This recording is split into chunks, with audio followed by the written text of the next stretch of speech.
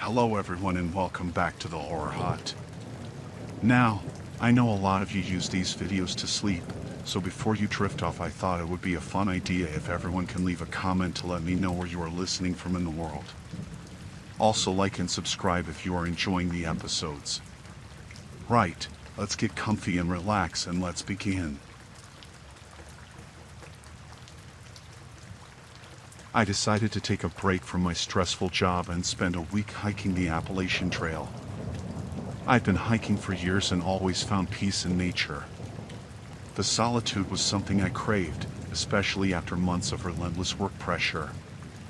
I planned my route meticulously, making sure to stay on the main trail for safety, but I also allowed for some detours to explore less trodden paths. On the fourth day, I came across a narrow path that branched off the main trail. It was barely noticeable, hidden by overgrown bushes and trees. Curious and eager for some adventure, I decided to take it. The path was rough and uneven, but I didn't mind. It felt like I was the first person to walk it in years. After about an hour of walking, I stumbled upon a small, hidden clearing. It was a strange sight. In the middle of the clearing, there was a group of people, about 5 of them. They were gathered around what looked like a freshly dug hole. At first, I thought they might be hikers like me, but then I noticed the shovels and the dark, heavy bags they were handling. My heart skipped a beat when I realized they were burying something. I stood frozen, watching them. One of the men, a tall, broad-shouldered guy with a rifle slung over his shoulder, noticed me. Our eyes locked, and I knew I was in trouble. Without thinking, I turned and ran back the way I came. I could hear shouts behind me, followed by the sound of footsteps crashing through the underbrush. I ran as fast as I could, my heart pounding in my chest. The path I had taken was rough, and I stumbled several times, but adrenaline kept me going. I could hear them getting closer, their voices growing louder and more frantic. The man with the rifle was leading the chase, barking orders at the others. I knew I had to lose them. I darted off the path and into the dense forest, hoping the thick vegetation would slow them down. I could barely see where I was going, but I didn't stop. I pushed through branches and undergrowth, my clothes getting torn and my skin scratched. I just kept running. After what felt like an eternity, I found a small cave hidden behind a cluster of rocks. I squeezed inside, hoping they wouldn't find me. I tried to catch my breath, my whole body trembling with fear. I could still hear them searching, their voices echoing through the forest. They were angry, and I knew they wouldn't give up easily. I stayed hidden in the cave until the voices faded away. When I was sure they were gone, I crawled out and continued moving. I couldn't stay in one place for too long. They knew I was out here, and they would keep looking until they found me. For the next few hours, I used every bit of my hiking and survival knowledge to evade them. I stayed off the main paths, moved silently through the forest, and kept an eye out for any signs of them. I was exhausted, but I couldn't afford to rest. I needed to put as much distance between us as possible. As night fell, I found a large tree with low branches and climbed up. It wasn't the most comfortable spot, but it was safer than being on the ground. I nestled in between the branches, trying to stay warm and hidden. I barely slept, my mind racing with thoughts of what they were burying and why they were so desperate to catch me. The next morning, I carefully climbed down and continued my escape. I found a small stream and followed it, hoping it would lead me to safety. I knew that water sources often led to civilization or at least a more recognizable part of the trail. By midday, I came across an old, abandoned cabin. It looked like it hadn't been used in years, but it offered some shelter. I cautiously approached and peered inside. It was empty, just a few broken pieces of furniture and a dusty floor.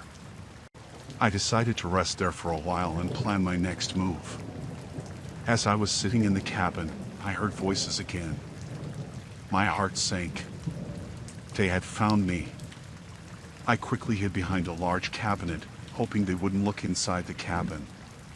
The voices grew louder, and I could hear them talking about finding the hiker. My pulse quickened. The door creaked open, and I held my breath. Two of the men entered, their eyes scanning the room. I stayed as still as possible, my heart pounding in my ears. One of them walked right past me, so close I could smell the sweat on his clothes. They searched the cabin but didn't find me. After a few tense minutes, they left, cursing and arguing. I waited until I was sure they were gone before emerging from my hiding spot. I knew I couldn't stay there any longer. I had to keep moving. I followed the stream for the rest of the day, constantly looking over my shoulder. By nightfall, I was completely exhausted.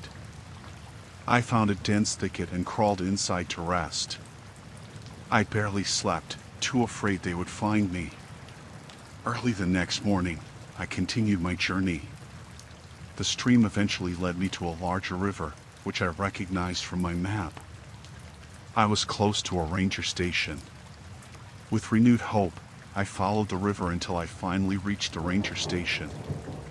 I stumbled inside, dirty and exhausted, and told the rangers everything. They took me seriously and immediately called for backup. The rangers escorted me back to the nearest town, where I was able to clean up and rest. They promised to investigate the area and find the men who had been chasing me. I was grateful to be safe but shaken by the experience. I never found out what they were burying, but I knew it was something they didn't want anyone to see. It took me a long time to feel safe in the woods again. The memory of that terrifying chase still haunts me, but I'm grateful to have made it out alive.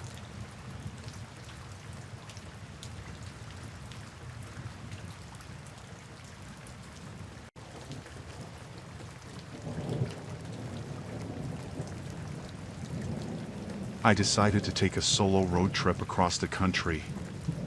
I needed a break from my routine life and some adventure. One night, I was driving through a desolate stretch of rural Texas. It was late, and there were no cars in sight. The road stretched endlessly in front of me, disappearing into the dark horizon.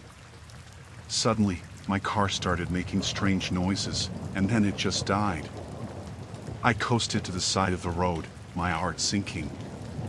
I tried starting it again, but it was no use. With no cell service, I felt completely alone and vulnerable. I sat there, hoping a car would pass by soon. Minutes turned into hours, and still, there was no sign of anyone. Just when I thought I was stuck there all night, I saw headlights approaching in my rearview mirror. Relief washed over me as a pickup truck pulled up behind my car. A middle-aged man got out and walked towards me. He seemed kind and concerned, asking what happened. I told him my car had broken down, and he offered to give me a ride to the nearest town. I hesitated for a moment, but the thought of sitting there alone in the dark was too much. I thanked him and got into his truck. As we drove, I felt a bit more at ease. He started asking me questions about my trip, where I was headed, and why I was traveling alone.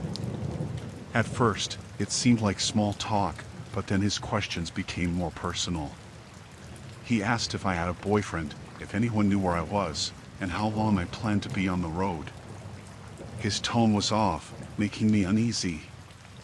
I tried to steer the conversation back to lighter topics, but he kept returning to those personal questions. Then, he made a comment that sent chills down my spine. A pretty girl like you shouldn't be out here all alone. You never know what kind of people you might run into. The unease in my stomach turned into fear when he took a wrong turn onto a deserted dirt road. I asked him why we weren't sticking to the main road, and he said it was a shortcut. But something about his tone and the look in his eyes made me realize he was lying. I glanced around, looking for any sign of civilization, but there was nothing but darkness and open land. My heart pounded as I tried to think of a way out. I had to get out of this truck. I noticed his window was down, and the door handle was within reach. I needed to act fast. I told him I needed to use the bathroom, hoping he'd stop. He just laughed and kept driving. Panic set in, and I knew I had to escape. Without thinking, I grabbed the door handle and yanked it open. The truck was moving fast, but I had no choice. I jumped out, hitting the ground hard. Pain shot through my body, but I forced myself to get up and run. I could hear the truck screech to a halt behind me, and then his angry shouts filled the air. I ran into the darkness, not knowing where I was going. My only thought was to get away. The ground was uneven, and I stumbled several times, but I kept moving. I could hear him running after me, his footsteps crunching on the gravel. My lungs burned, and my legs ached, but I didn't stop. I saw a cluster of trees up ahead and headed towards them. I hoped they would provide some cover. I ducked behind a large tree, trying to catch my breath. I could hear him cursing and calling out for me. I stayed as still as possible, praying he wouldn't find me. Minutes passed, and his voice grew more distant. I waited until I was sure he was gone before I moved. My heart was still racing, and I knew I needed to find help. I walked through the trees, trying to stay hidden. The darkness was suffocating, and every sound made me jump. Eventually, I saw a faint light in the distance. I headed towards it, hoping it was a house or some kind of building. As I got closer, I realized it was a small farmhouse. Relief washed over me, but I knew I wasn't safe yet. I approached cautiously, knocking on the door. An elderly couple answered, and I quickly explained what happened. They let me in, gave me water, and called the police. I felt a wave of relief as I sat on their couch, but my mind was still racing. The police arrived and took my statement. They assured me they would search for the man and get me to safety. The couple let me stay with them until the police could arrange transportation for me. I was grateful, but the fear and adrenaline made it hard to relax. The next day, the police drove me to a nearby town where I could get a bus back home. They promised to keep me updated on their search. It took me a long time to shake off the fear of that night. I couldn't stop thinking about what could have happened if I hadn't jumped out of the truck.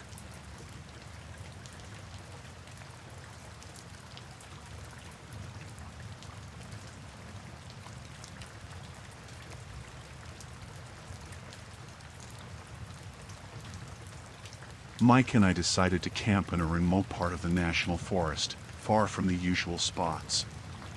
We wanted peace and quiet, away from the crowds. We hiked for hours, enjoying the untouched nature around us. By late afternoon, we found a perfect clearing to set up our tent. The spot was serene, with the sound of a nearby stream and the rustling of leaves. We spent the day exploring, collecting firewood, and taking pictures. As the sun began to set, we made our way back to the campsite, looking forward to a cozy evening by the fire. When we got back, the sight of our ransacked tent stopped us in our tracks. Everything was scattered, and our food was gone. At first, we thought it might have been animals, but then we saw the messages carved into the trees around us. Words like leave and die were gouged into the bark, deep and menacing. A chill ran down my spine. Mike tried to stay calm, but I could see the worry in his eyes. We checked our gear and found our phones were dead. We had no way to call for help. We decided to pack up and leave, but night was falling fast. The forest around us seemed to close in, the trees casting long, eerie shadows. We heard rustling in the bushes. Mike grabbed a stick, and I held a flashlight, but the light flickered and died. Panic set in. We were not alone. We heard whispers and low chuckles echoing through the dark. The feeling of being watched was overwhelming. We started moving quickly, heading back the way we came, but the forest looked different in the dark. It was easy to get turned around. We walked for what felt like hours, but the sounds of our pursuers followed us. Branches snapped, and footsteps rustled behind us, always just out of sight. Mike suggested we hide and wait them out, but the thought of sitting in the dark, knowing they were out there, was terrifying. We kept moving, hoping to find a road or some sign of civilization. The fear was suffocating, each shadow seeming to hide a threat. Eventually, we stumbled upon an old, abandoned cabin. It looked like it hadn't been used in years, but it was shelter. We rushed inside and barricaded the door with whatever we could find. The cabin was musty, and the windows were broken, but it felt like a small reprieve. We sat in the dark, listening. The whispers grew louder, and we heard footsteps circling the cabin. Mike and I held each other, too scared to speak. Hours passed like this, every creak and groan of the cabin making us jump. Suddenly, there was a loud bang on the door, followed by sinister laughter. They were toying with us. We had to get out. Mike found an old map in the cabin, showing a road a few miles away. We decided to make a run for it at dawn, hoping the light would give us some advantage. The night was endless. Neither of us slept. As the first light of dawn crept through the broken windows, we prepared to leave. We listened carefully and didn't hear anything outside. We opened the door cautiously and stepped out, hearts pounding. We moved quickly, sticking to the plan. The forest was quiet, but the silence was unnerving. We stayed alert, looking for any sign of our pursuers. The road seemed like it was a lifetime away, but we kept pushing forward. Finally, we saw the dirt road ahead. Relief washed over us, but it was short-lived. As we stepped onto the road, a truck appeared in the distance. We hid in the bushes, watching as it got closer. It slowed down as it approached, and we saw the men from the forest in the back, armed and looking for us. We stayed hidden until the truck passed, then made our way along the road in the opposite direction. We walked for miles, exhausted and scared, but determined to get away. The road eventually led us to a small ranger station. We stumbled inside, telling the ranger everything. He called for help, and soon we were safe, surrounded by people who believed our story. The men from the forest were never found, but we didn't care. We just wanted to get home. The experience changed us. We used to love the isolation of the wilderness, but now it held a darker memory.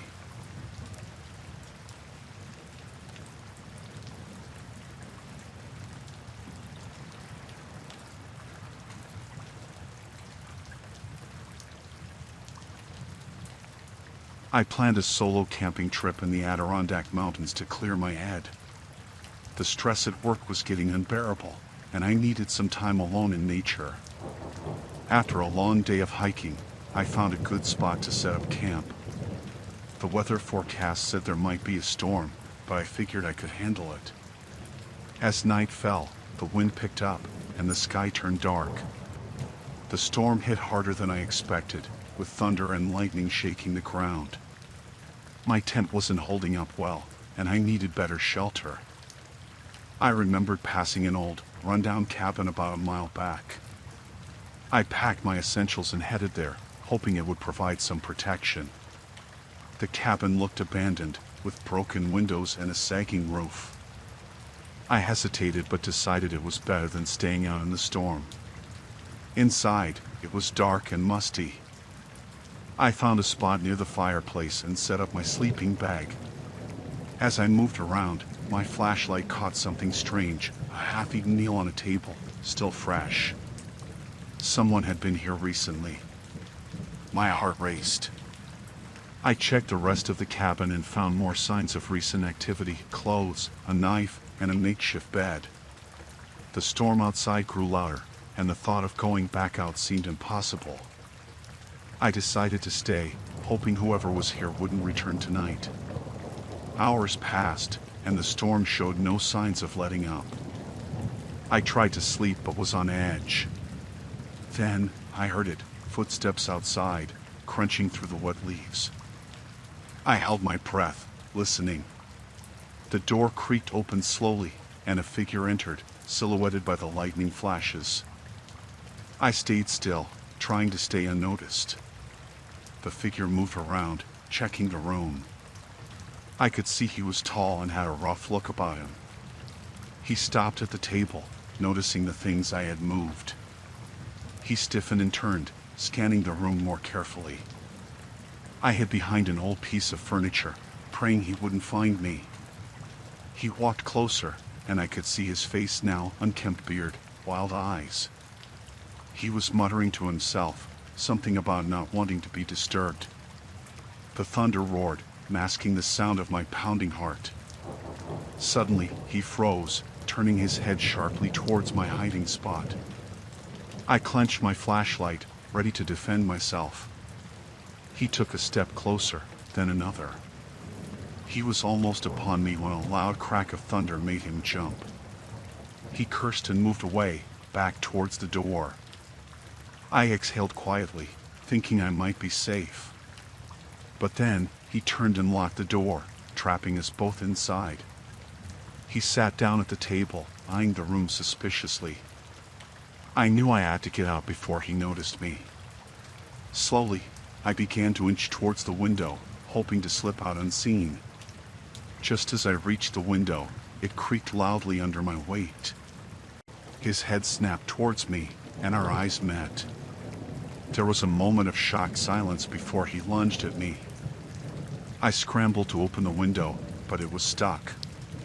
His hand grabbed my arm, and I twisted free, knocking over a chair in the process.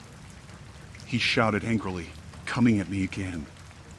I managed to push the window open just enough to squeeze through.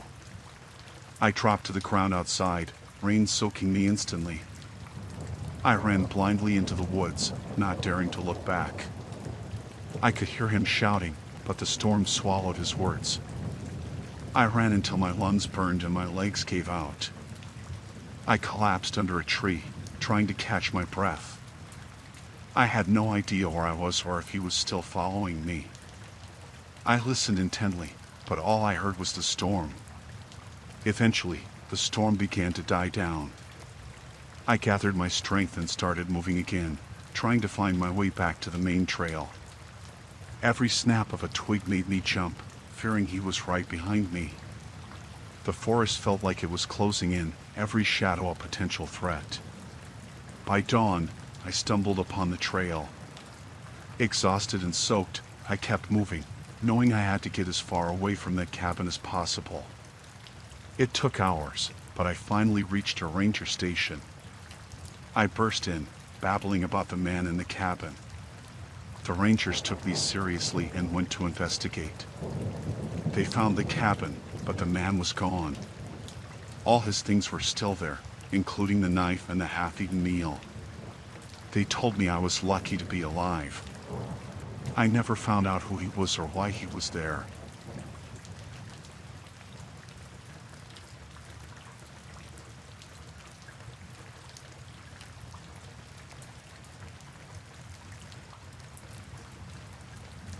I decided to spend a weekend camping alone in the Pine Barrens to clear my head. Work had been stressful, and I thought some time in nature would do me good. I set up my tent in a secluded spot, far from any trails or other campsites. The first day was peaceful. I hiked, took photos, and enjoyed the quiet. As the sun began to set, I built a small campfire and settled down with a book. The sky turned a deep orange, and the sounds of the forest surrounded me. It was perfect until I noticed movement out of the corner of my eye. I looked up and saw a man standing about 50 yards away, just beyond the light of my fire. He wore a mask, one of those plain white ones with no features. He was just standing there, watching me. My heart started to race. I called out to him, asking if he needed help or if he was lost. He didn't respond, didn't move. I stood up, trying to show I wasn't afraid, and took a step towards him.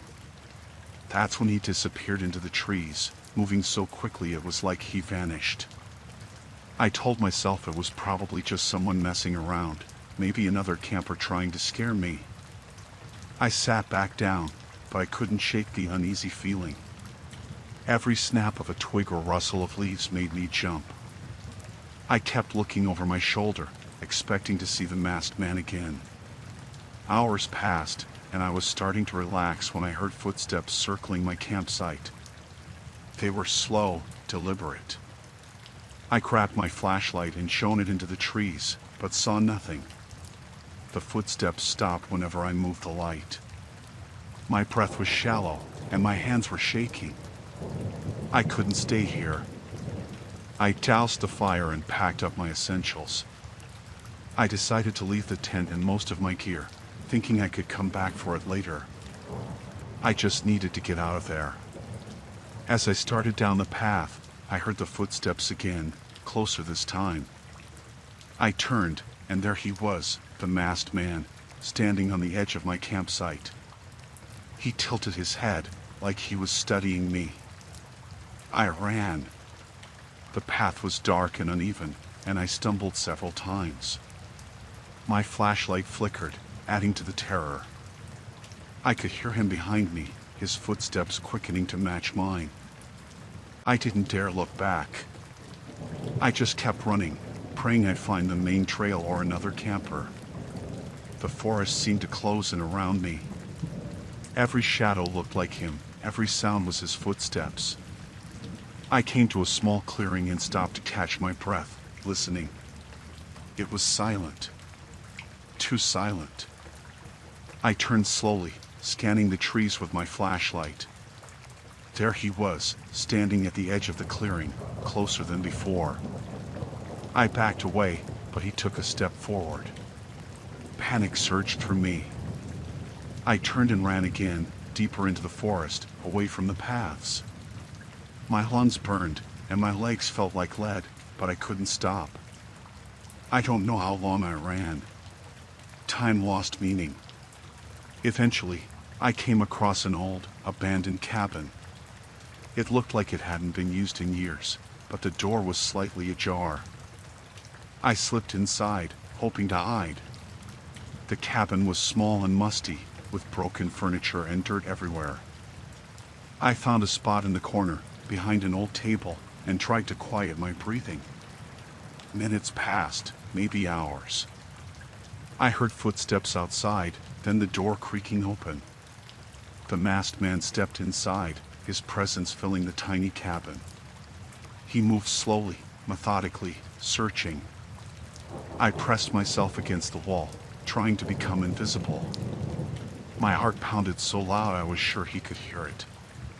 He moved closer, his footsteps soft on the wooden floor. He paused near the table, and I held my breath.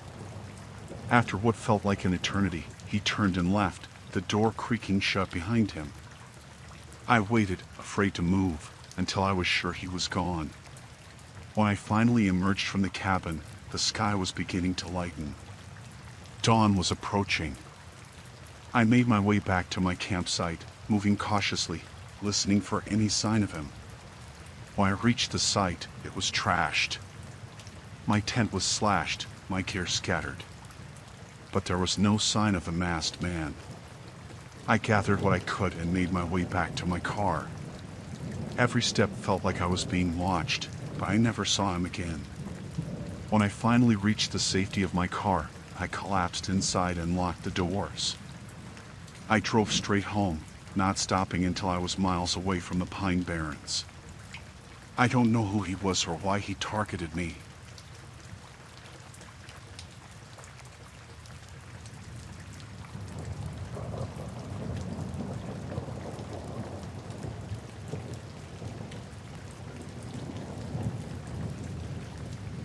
I decided to take a week-long backpacking trip through Yosemite National Park.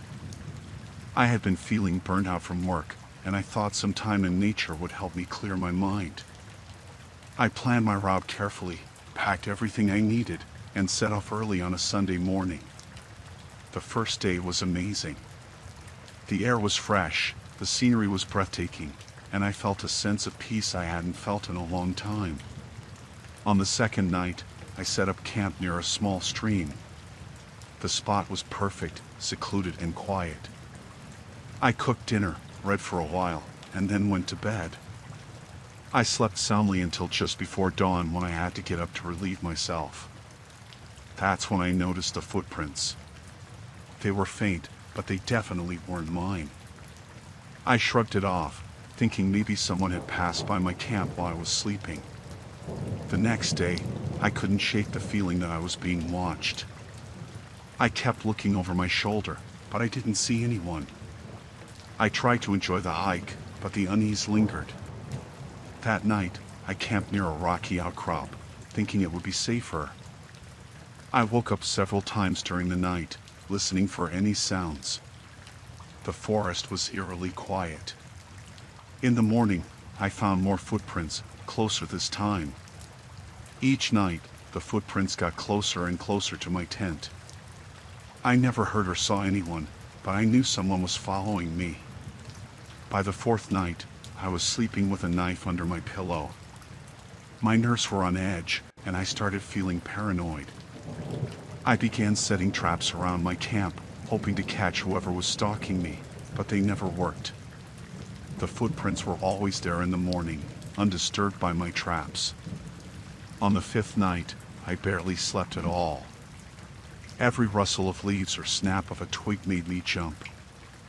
I kept the fire burning as long as I could, but eventually, I had to let it die out. The darkness felt oppressive, like it was closing in on me. When dawn finally broke, I found the footprints right next to my tent. Whoever it was had been standing just inches away from me while I slept. I decided to cut my trip short and head back to the main trail. The feeling of being watched was unbearable, and I was starting to fear for my safety. As I hiked back, I felt like I was being followed the whole time. I kept my knife in my hand, ready to defend myself if I had to. I moved quickly, not taking any breaks, driven by the need to get out of the wilderness and back to safety. On the sixth night, I camped as close to the main trail as I could. I thought maybe the increased traffic would deter whoever was following me. I built a large fire and stayed awake as long as I could, but exhaustion eventually took over. I woke up in the middle of the night to the sound of footsteps circling my camp. My heart was pounding in my chest. I held my breath, straining to hear more, but the footsteps stopped as suddenly as they had started. In the morning, the footprints were back, and they were the closest yet. Panic set in. I packed up my gear as quickly as I could and practically ran down the trail. I didn't care about the scenery anymore. All I wanted was to get out of there.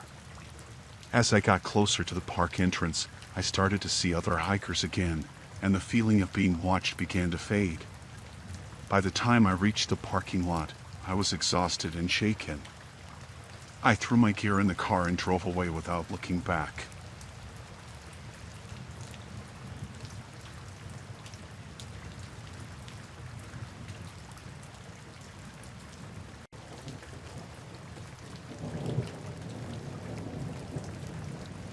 Me, my boyfriend Josh, and our two friends, Amanda and Eric. We all needed a break, and the Boundary Waters seemed perfect. Remote, beautiful, peaceful. We packed everything we needed and drove up early on a Friday morning, excited for a long weekend away from the city. The first day was perfect. We found a great spot to set up camp, right by the water. We spent the afternoon kayaking and swimming, and in the evening, we cooked over the campfire and told stories. It was exactly what we had hoped for. On the second day, things changed. We noticed another group had set up camp not too far from us. For men, a bit older than us, maybe in their late 30s or early 40s. At first, they seemed fine. They waved when we passed by on our kayaks, and we waved back. But as the day went on, their behavior started to change. It started with the noise.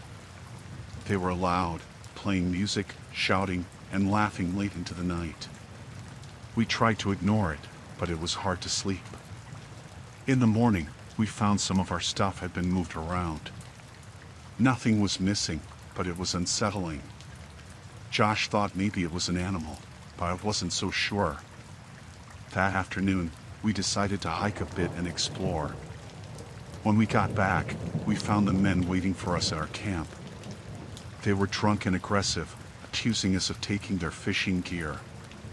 We hadn't touched their stuff, and we told them so, but they wouldn't listen. They got in Josh's face, and things got tense. Eventually, they backed off, but we all felt uneasy. We decided it was best to move. We didn't want any trouble, and there were plenty of other spots we could set up camp. We packed up quickly and found a new location a couple of miles away. It was less ideal, but it felt safer. That night, we heard noises outside our tent. Footsteps, whispers. We looked out and saw shadows moving around. The men had followed us. They were messing with our stuff again, throwing things around, laughing. We stayed inside, hoping they would leave. Eventually, they did, but none of us slept much. In the morning, we found our food scattered and some of our gear damaged. It was clear they were trying to scare us. We decided to pack up and head back to the main trail. We figured it was better to cut the trip short than risk another encounter. As we were packing, they showed up again. This time, they were armed with sticks and rocks. They blocked our way and started taunting us, saying we were trespassing and needed to leave. We tried to reason with them, but it was no use. They wanted a fight. Josh and Eric tried to stand their ground, but it quickly turned violent. One of the men swung a stick at Josh, hitting him in the shoulder. Eric tackled another man, and it turned into a brawl. Amanda and I tried to help, but we were outnumbered. I grabbed our flare gun from the pack and fired it into the air. The loud bang and bright light startled everyone. The men backed off for a moment, and we used the chance to grab what we could and run. We didn't stop until we reached the main trail. We reported the incident to the park rangers, who promised to look into it. We were shaken, bruised, and exhausted, but we were safe. The trip that was supposed to be a peaceful escape had turned into a nightmare. We never found out what happened to the men. The rangers didn't find them or their camp. Maybe they moved on, or maybe they just disappeared into the wilderness. All I know is that I'll never forget the fear I felt that night. The feeling of being hunted, of knowing that someone out there wanted to hurt us.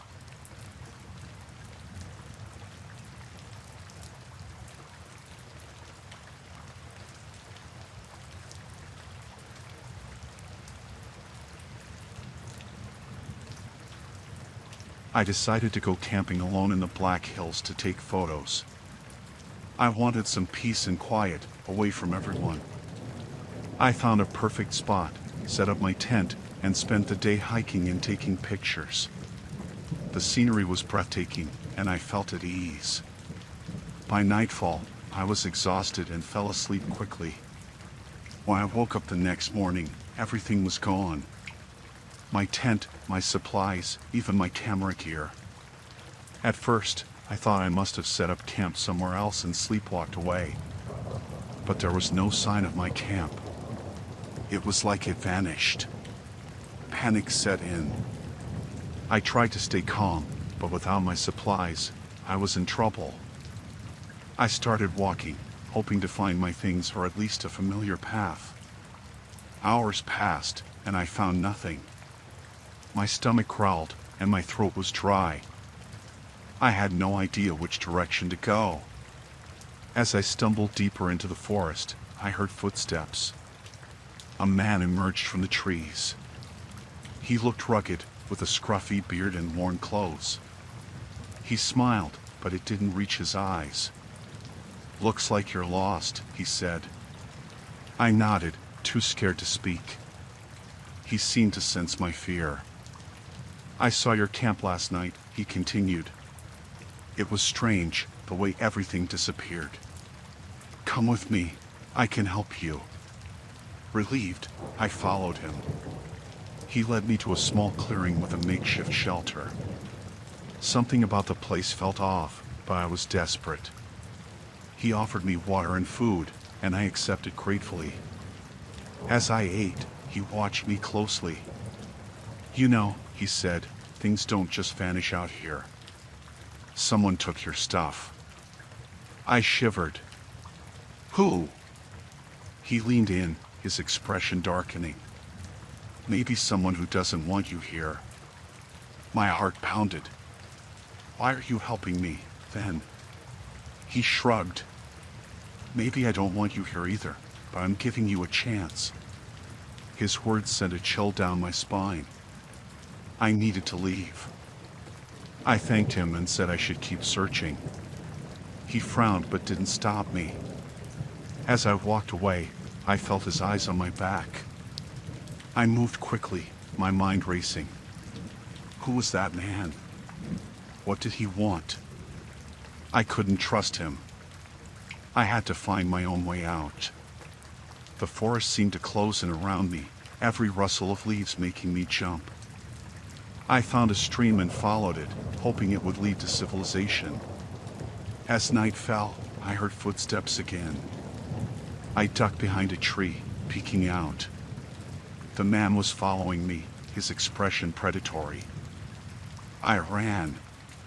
Branches scratched my face, and my legs ached, but I didn't stop. I could hear him behind me, getting closer. My foot caught on a root, and I fell hard. Pain shot through my ankle. I tried to get up, but it was too late. He stood over me, his smile cold. "You should have stayed."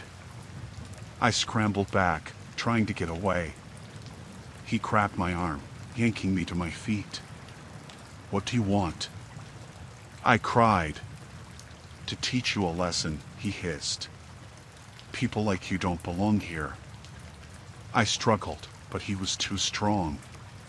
Desperation gave me strength, and I kicked him hard in the shin. He let go, cursing. I took my chance and ran, my injured ankle screaming with every step. I didn't know where I was going, only that I had to get away. I burst out of the trees onto a dirt road. Headlights blinded me, and I waved frantically. A truck screeched to a halt, and the driver jumped out. "What's going on?" he asked, seeing my terror. "Help me," I gasped. "Someone's after me." He didn't hesitate. He helped me into the truck, and we sped off. I looked back, but the man was gone. Relief washed over me, but I knew I wasn't safe yet. The driver took me to a ranger station. I told them everything, and they promised to search for the man. They gave me food and water, and I finally felt safe.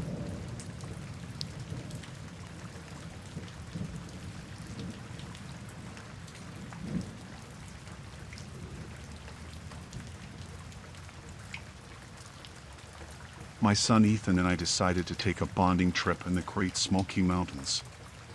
It had been a while since we spent some real time together, away from the distractions of everyday life. We packed our gear, excited for the adventure ahead, and headed into the forest. The first day was perfect. We hiked for hours, enjoying the fresh air and stunning views. By evening, we set up camp by a small stream. After a simple meal, we sat by the campfire, sharing stories and laughing. It felt good to connect with Ethan like this. As night fell, we crawled into our tent and fell asleep to the sounds of the forest. In the middle of the night, I woke up to the sound of rustling outside our tent. I thought it might be an animal, but the sounds were too deliberate. I quietly woke Ethan, and we both listened. There were definitely people outside, rummaging through our campsite.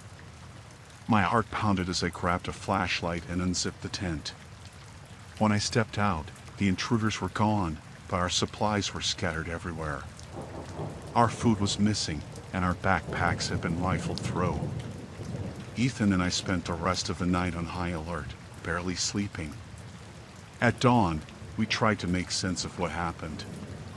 "Why would someone do this, Dad?"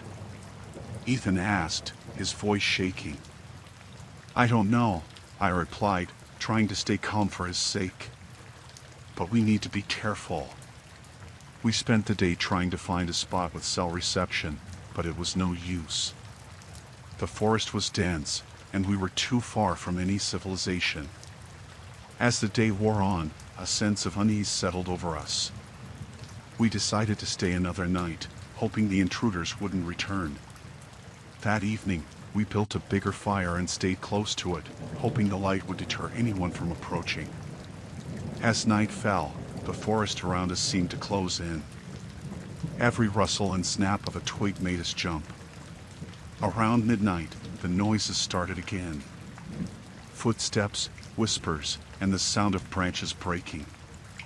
I motioned for Ethan to stay quiet, and we listened intently. The sounds were getting closer. My mind raced, trying to come up with a plan.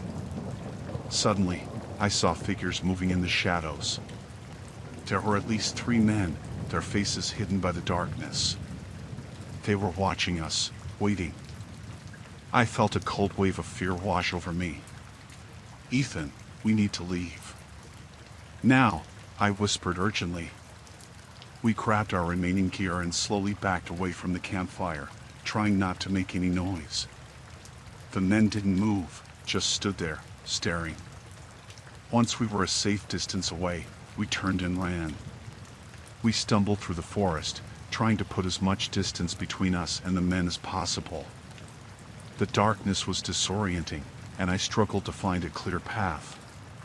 Ethan stayed close, his breathing heavy with fear. After what felt like hours, we found a small clearing and stopped to catch our breath. My mind was racing, trying to figure out our next move. We couldn't go back to our camp, and we were too far from the trailhead to make it back by morning. "We need to keep moving," I said, trying to sound more confident than I felt. We continued through the night, our nerves frayed and our bodies exhausted. Every noise made us jump, convinced the men were right behind us. As dawn approached, we found a large rock formation and decided to take shelter. We huddled together, trying to stay warm and hidden. The next day was a blur of fear and exhaustion. We moved as quietly as possible, constantly looking over our shoulders. I knew we needed to find help, but the dense forest seemed to stretch on forever. By late afternoon, we stumbled onto a trail. Relief washed over us, but it was short-lived. We heard voices up ahead and ducked into the bushes. The men from our campsite were walking down the trail, scanning the forest. They were looking for us. We waited until they passed and then continued in the opposite direction. My heart pounded with fear and adrenaline. We had to find help before they found us. As the sun began to set, we finally saw a ranger station in the distance. I felt a surge of hope and urged Ethan to keep going. We ran the last stretch, bursting into the station, breathless and terrified.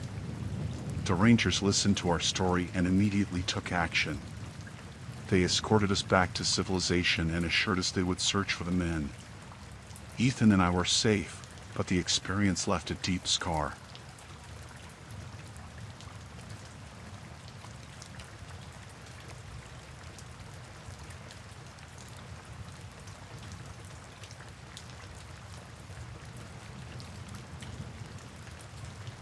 I decided to go on a solo camping trip in the Ozark National Forest. It was a perfect escape from my stressful job and the noise of the city. I set up my tent in a secluded spot, far from any trails, hoping for a few days of peace and quiet. On the second evening, I was sitting by the campfire, listening to the portable radio I'd brought along. It was mostly static, but suddenly a news report cut through. They were warning about a dangerous convict who had escaped from a nearby prison. My heart skipped a beat. They said he was armed and warned people to stay indoors and be cautious. I tried to shake off the fear, telling myself I was far from any towns or roads. The forest was vast, and the chances of him finding me seemed slim. I doused the fire and went into my tent, but I couldn't shake the unease. Every rustle of leaves, every snap of a twig outside made me jump. I must have fallen asleep at some point because I woke up in the middle of the night to the sound of footsteps outside my tent. They were slow, deliberate, and circling my campsite. My heart pounded in my chest.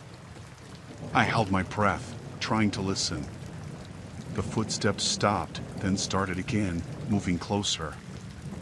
I reached for my flashlight and shone it through the tent. I didn't see anyone, but the footsteps stopped.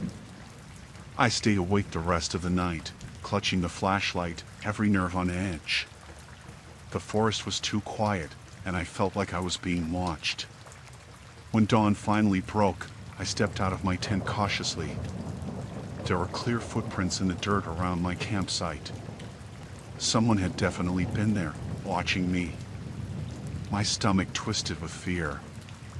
I knew it had to be the escaped convict. There was no one else around for miles.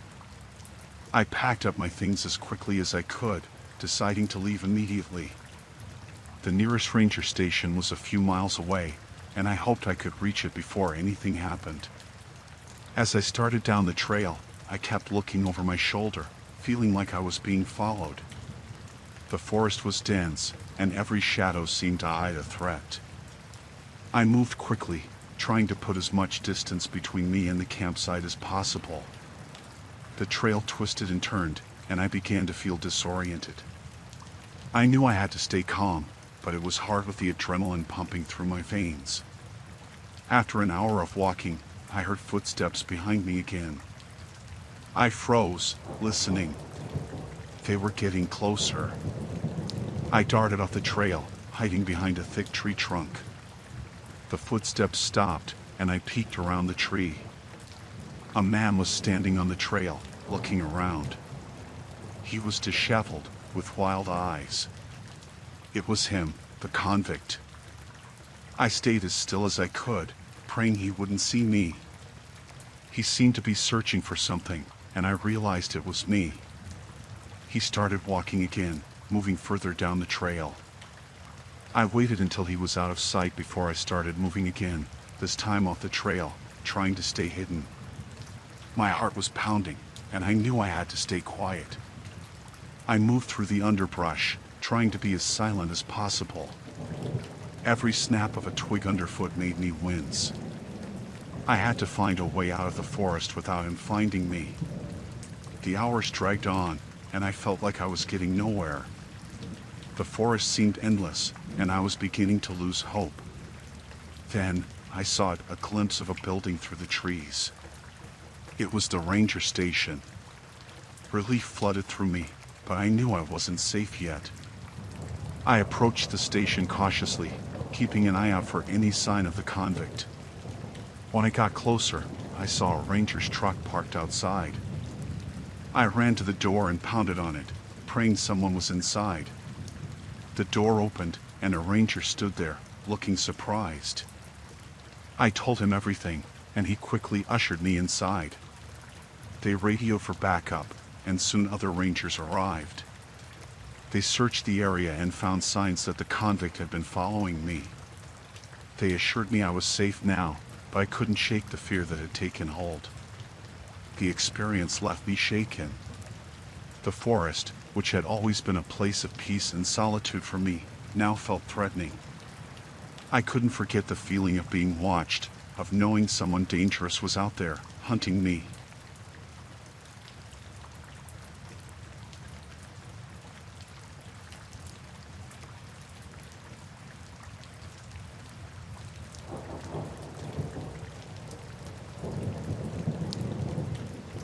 I went hiking on a less traveled trail in Shenandoah National Park last month. It was supposed to be a peaceful escape from work, a chance to recharge. I'd done plenty of hikes before, but this trail was supposed to be more rugged and isolated, which I thought would be perfect. The first day went smoothly. The weather was good, and the trail was scenic. I stopped often to take in the views and enjoy the solitude. But on the second day, I took a wrong turn.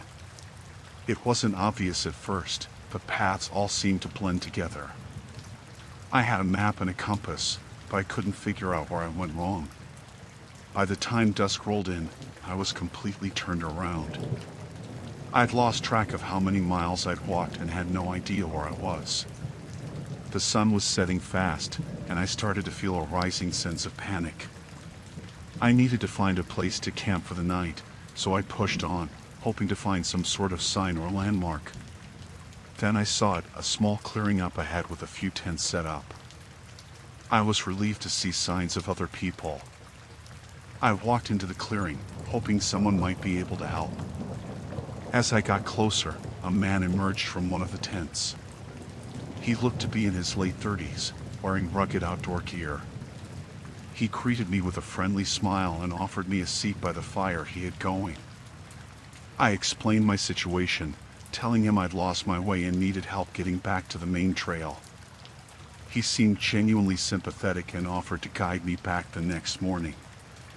I was hesitant but grateful. I decided to stay the night with him, thinking it would be better than wandering the woods alone in the dark. As night settled in, he made some small talk, asking about my hike and where I was from. I was a bit uneasy but chalked it up to nerves. He seemed nice enough, and it was comforting to have someone else around. But as the night went on, I noticed a few things that made me uncomfortable. He kept asking questions about my hiking gear, my plans, and my route. It felt a bit intrusive, but I didn't want to seem paranoid. I shrugged it off and tried to relax by the fire. However, his questions became more specific, and I started to get the feeling he was probing for information. Around midnight, he went to his tent for a while. I was alone by the fire, and I started thinking about how I'd gotten there. It was strange how isolated this campsite was. I couldn't see any other signs of life, no trails or markers, just dense woods and darkness. I couldn't shake the feeling that something was off. When he came back, he had a different demeanor. He was still friendly, but his eyes seemed more intense. He mentioned that it would be a tough hike back to the main trail and that we should rest up. I noticed that he didn't seem to be preparing for bed. Instead, he kept glancing around the clearing, almost like he was on high alert. I decided to try and get some sleep in my tent, though I didn't feel very comfortable. Every creak of the tent and crackle of the fire seemed louder than usual. I lay there wide awake, listening for any sounds. I heard movement outside, but it was too dark to see anything. Eventually, I got up to use the restroom. As I stepped outside, I saw the man standing near the edge of the clearing, talking softly to himself.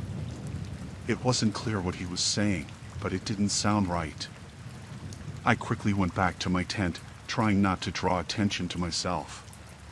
When I woke up the next morning, the man was already up and preparing breakfast. I didn't see any sign of the food I'd brought with me. It was strange, but I figured he must have had his own supplies. I packed up my things and tried to stay upbeat, though my nerves were frayed. We set out for what I hoped would be the main trail. The man led the way, and I followed, trying to keep up. As we walked, he made more casual conversation, but I couldn't shake the feeling of unease. The way he looked at me, the questions he asked, it all seemed to have an ulterior motive. At one point, he asked if I'd noticed anything strange about the area. I said no, but he seemed to insist that there were some odd things about the forest. He spoke in a way that made me uneasy, almost like he was hinting at something but not coming right out with it. I started to feel more and more paranoid. It was like I was being led somewhere, but I wasn't sure where. Every time we stopped for a break, I felt the need to watch my back. I kept thinking about how easy it would be for someone to get lost out here, especially if they didn't know the area well. By late afternoon, I began to recognize some landmarks that matched my map. We were getting closer to the main trail, and I felt a wave of relief. But just as I started to relax, the man's behavior grew more erratic. He seemed impatient and frustrated, and his questions became more direct. When we finally reached the main trail, I thanked him and started to make my way back to the trailhead. I could see my car in the distance, and I felt an immense sense of relief. I turned to say goodbye, but he didn't respond. He just watched me with a strange look in his eyes. I hurried to my car, quickly loading my gear and getting out of there. As I drove away, I looked in my rearview mirror but didn't see him. I couldn't shake the feeling that something wasn't right. I couldn't help but think about what might have happened if I had stayed another night with him. The whole experience left me shaken. I couldn't understand why someone would act like that, especially in such a remote place. It made me realize how vulnerable I had been and how important it is to trust your instincts.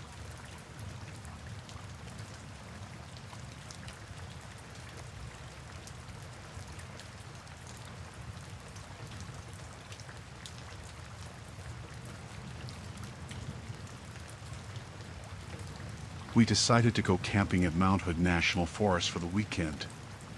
It was me, Sarah, Jake, and Ryan. We arrived on a Friday afternoon, set up our tents, and got a fire going. The place was perfect, quiet, secluded, surrounded by tall trees. As the sun went down, we were sitting around the fire, laughing and talking about old times. Out of nowhere, a man appeared from the darkness. He looked rough, like he had been out in the woods for days. He told us he was lost and asked if he could join us for a bit. We all looked at each other, unsure, but Jake, being the friendly guy he is, invited him to sit down. The man introduced himself as Tom. We gave him some food and water, and he sat by the fire, warming his hands. At first, everything seemed fine. He was quiet, but we just figured he was tired. As the night went on, Tom's behavior started to change. He kept looking around, like he was checking if someone was watching him. He asked us strange questions about how long we were staying and if anyone knew we were there.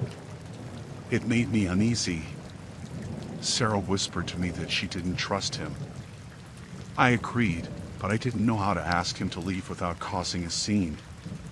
Ryan suggested we make up a story about an early hike to hint that it was time to call it a night. When we told Tom about our early hike, he just stared at us for a long moment before smiling. It wasn't a friendly smile. "I can stay up and keep the fire going," he said. His voice had an edge to it now, something unsettling. We pretended to go along with it, but once we got into our tents, we quietly talked about what to do. Jake suggested that one of us keep watch while the others slept, just in case. We agreed, and Jake took the first shift. I couldn't sleep. I kept listening for any sound from outside. After what felt like hours, I heard Jake whispering urgently. I peeked out and saw Tom standing over the fire, talking to himself, his movements jerky and strange.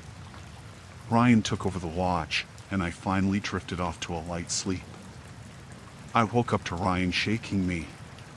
"He's getting worse," he said. "We need to do something." We gathered outside the tents, trying to come up with a plan. Tom noticed us and walked over, his face twisted in anger. "What are you whispering about?" he demanded. Jake tried to calm him down, saying we were just discussing our plans for the next day. Tom didn't seem convinced. "I think you're trying to get rid of me," he said, stepping closer. Sarah suggested we give him more food and supplies and point him in the direction of the nearest trail. Tom laughed, a harsh, mocking sound. "You think I'm stupid?" he asked. "I know what you're doing." He started pacing around the camp, muttering to himself. We were all on edge, trying to figure out how to defuse the situation. Ryan quietly told us he had a pocket knife, just in case. It wasn't much, but it made me feel a little better.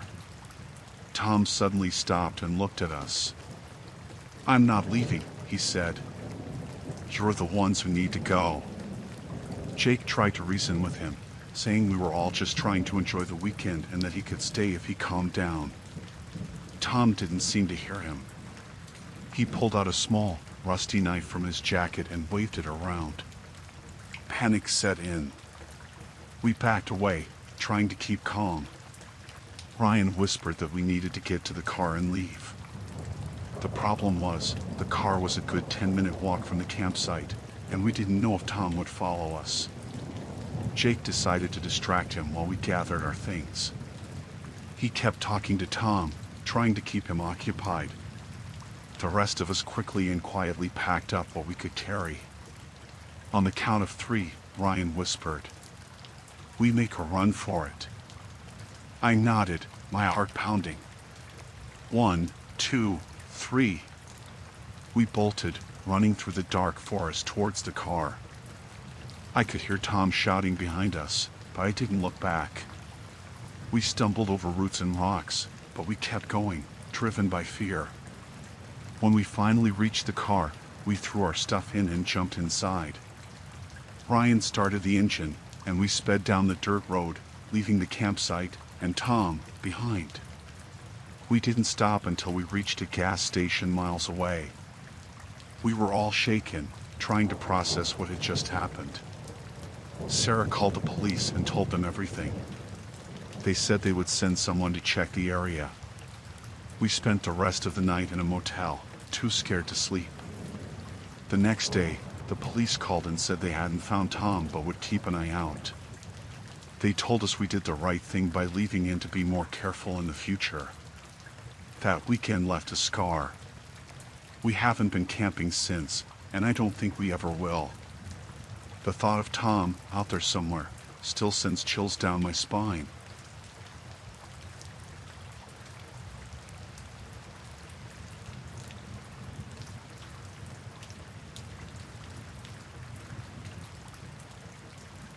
I decided to go hiking alone one weekend to clear my head. I found a trail that was far from the usual busy spots. It was late afternoon when I started, and the forest was quiet and peaceful. I liked the solitude, the way the trees blocked out the noise of the world. I walked for a few hours, enjoying the fresh air and the sound of birds. As the sun started to set, I noticed a man up ahead. He was limping and looked like he was in pain. He had a backpack, but it was torn, and his clothes were dirty. I approached him, asking if he was okay. He said he had fallen and twisted his ankle. He looked desperate, saying he had been out there for hours and couldn't walk properly. I offered to help him back to the main trail. He seemed grateful, and I felt good about helping someone in need. We walked slowly, his arm over my shoulder for support. He kept thanking me, saying he didn't know what he would have done if I hadn't come along. I told him it was no problem, just glad I could help. As we walked, I noticed he kept looking around, like he was checking for something. It made me uneasy, but I brushed it off. He was probably just nervous, being injured and all. We talked a bit, but his answers were short, and he seemed distracted. The forest was getting darker, and I suggested we hurry to find a spot to rest for the night. We reached a small clearing, and I set up a little camp. I had a flashlight and some basic supplies, so I gave him some water and a snack. He thanked me again, but there was something off about his tone. It was getting colder, and I suggested we build a small fire. He agreed, and I started gathering some wood. When I got back to the camp, he was rummaging through my backpack. I asked him what he was doing, and he jumped back, saying he was just looking for more water. I handed him a bottle and told him to sit down. I couldn't shake the feeling that something was wrong, but I didn't want to leave him there alone. As the fire grew, the flickering light cast strange shadows around us. He kept glancing into the darkness, making me more and more nervous. I asked him where he was from, and his answers were vague. It felt like he was hiding something. I decided to stay awake and keep an eye on him, just in case. Hours passed, and he eventually fell asleep. I sat by the fire, trying to stay alert. I kept thinking about his odd behavior and the way he had looked through my stuff. I wondered if he was really injured or if it was just a ploy. I couldn't let my guard down. Suddenly, I heard a rustling in the bushes. I grabbed my flashlight and pointed it towards the noise. 2 men stepped into the clearing, both looking rough and dangerous. They saw me and the guy I had helped, and one of them smiled. It wasn't a friendly smile. The man I had helped jumped up, his limp suddenly gone. He walked over to them, and they started talking in low voices. My heart was pounding as I realized I had walked into a trap. They turned to me, and one of them pulled out a knife. I backed away, holding up my hands. They told me to sit down and keep quiet. They started going through my things, taking anything valuable. My phone, wallet, even my watch. The guy I had helped just stood there, watching with a smirk on his face. I felt a surge of anger and fear. I had been so stupid to trust him. One of the men started to tie my hands with rope. I struggled, but the other one pressed the knife against my throat, telling me to stay still. They tied me up and pushed me to the ground. I could feel the cold earth against my face, and I knew I was in serious trouble. They started arguing about what to do next. I heard one of them say something about leaving me there, but the other one wanted to take me with them. My mind was racing, trying to think of a way out. They were distracted, and I realized this might be my only chance. I twisted my hands, feeling the rope loosen just a bit. I kept working at it, trying to stay calm. The men were still arguing, and I saw my chance. I broke free and ran into the woods, my heart pounding in my chest. I heard them shouting behind me, but I didn't look back. I ran blindly through the forest, branches scratching my face and arms. I tripped and fell, but I got up and kept running. I could hear them getting closer, their voices angry and threatening. I knew I had to find a place to hide. I saw a large tree with thick roots and squeezed myself into a gap between them. I held my breath, praying they wouldn't find me. They ran past, still shouting. I waited, barely daring to breathe, until their voices faded into the distance.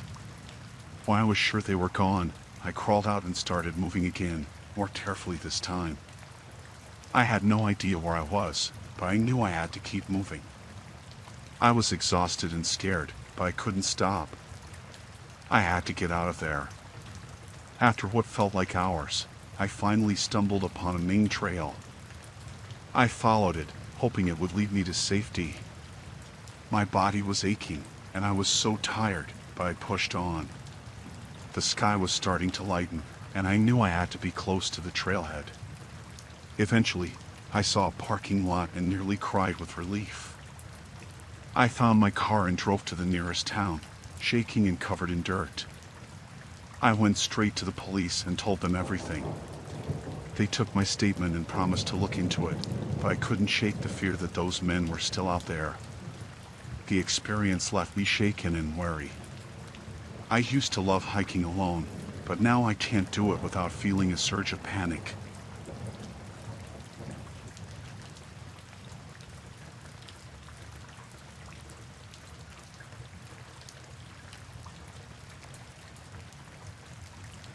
I had planned the camping trip for weeks. Work had been exhausting, and I needed a break. Being out in nature always helped me clear my head. I chose a remote spot in the forest, away from the usual campsites, to really disconnect. I arrived late afternoon, set up my tent, and got a fire going. It was peaceful, just the sounds of the wind in the trees and the occasional bird. As the sun started to set, I took a walk around my campsite. I noticed some footprints nearby. At first, I thought they were mine, but they were too big. I shrugged it off, thinking it might have been a hiker passing through earlier. I went back to my fire, made some dinner, and tried to relax. But the footprints kept nagging at me. I decided to go to bed early. As I was getting into my tent, I saw something out of the corner of my eye. A shadow moved quickly between the trees. My heart skipped a beat. I stared into the darkness, but I couldn't see anything. I convinced myself it was just an animal and crawled into my sleeping bag, trying to shake the uneasy feeling. In the middle of the night, I woke up to a rustling sound outside my tent. My heart was pounding as I listened carefully. It sounded like footsteps, slow and deliberate. I held my breath, hoping whoever or whatever it was would go away. The footsteps stopped right outside my tent. I could hear my own heartbeat in the silence. I reached for my flashlight and slowly unzipped the tent, shining the light outside. There was no one there. I stepped out, looking around the campsite. Everything seemed normal, except for a few items that had been moved. My water bottle was on the other side of the fire pit, and my backpack was unzipped. Panic started to set in. Someone had been here, watching me. I didn't sleep much after that. I sat by the fire, keeping it going until the first light of dawn. As soon as it was light enough, I packed up my things. I didn't want to be there any longer. I couldn't shake the feeling of being watched. As I was packing up, I found more footprints around my tent. They were fresh. Someone had definitely been here during the night. I felt a chill run down my spine. I quickly finished packing and started the hike back to my car. The whole way, I kept looking over my shoulder, half expecting to see someone following me. The forest, which had seemed so peaceful before, now felt oppressive and menacing. Every rustle of leaves and snap of a twig made me jump. I tried to stay calm and keep moving, but my mind was racing. Who had been watching me? And why? When I finally reached my car, I threw my gear in the back and got in, locking the doors immediately. I started the engine and drove away as fast as I could. As I drove, I kept checking my rearview mirror, half expecting to see someone following me. But the road was empty. I drove straight home and locked myself in. I couldn't shake the feeling of being watched. I checked all the locks on my doors and windows, pulled the curtains closed, and tried to calm down. But every little noise made me jump. I knew I should call the police, but what could I tell them? That I felt like I was being watched in the woods? Days passed, and I couldn't stop thinking about what had happened. I stayed inside as much as possible, avoiding going out alone. I felt paranoid, constantly looking over my shoulder. My friends noticed something was wrong, but I couldn't bring myself to tell them. It sounded crazy, even to me. Then, one night, I heard a noise outside my window. My heart started racing. I peeked through the curtains and saw a shadowy figure standing in my yard, watching my house. I froze, my mind racing. What should I do? Call the police? Confront them? I decided to call the police. I grabbed my phone with shaking hands and dialed 911. I told them someone was outside my house, watching me. They said they would send someone over. I hung up and kept watching the figure outside. They didn't move, just stood there, watching. It felt like hours before the police arrived. When they did, the figure was gone. They searched the area but didn't find anyone. They told me to call if anything else happened and left. I felt a little safer, but the fear didn't go away. I didn't sleep that night. I sat by the window, watching, waiting. But the figure didn't return. The next day, I installed security cameras around my house. I couldn't live like this, constantly in fear. The cameras helped a little, but I still felt on edge. A week passed without any incidents. I started to relax a little, thinking maybe it was over. But then I found a note in my mailbox. It was simple, just a piece of paper with the words "I'm watching you" written on it. My heart sank. It wasn't over. I called the police again, showed them the note. They said they would increase patrols in my area, but there wasn't much else they could do. I felt helpless, constantly on edge. I started carrying a knife with me, just in case. Another week passed, and then another. No more notes, no more sightings. I started to think maybe it was over, but I couldn't shake the feeling of being watched. I stayed inside as much as possible, avoiding going out alone. My life had changed, and I didn't know if it would ever go back to normal. Months passed, and slowly, the fear started to fade. I still felt uneasy, but I started going out more, trying to reclaim my life.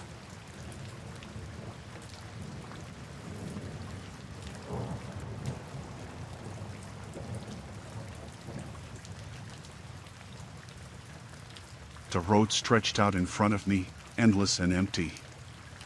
I was on a solo road trip, something I'd always wanted to do. Just me, my car, and the open road. It was supposed to be freeing. But somewhere along the highway, everything changed. It started in the afternoon. I noticed a truck in my rearview mirror, an old, beat-up pickup. It was nothing unusual at first. Just another vehicle on the road. But after a few hours, I realized it was always there, keeping the same distance. I tried to shake it off, telling myself I was being paranoid. Maybe it was just a coincidence. Maybe they were heading the same direction. But as the hours passed, the unease grew.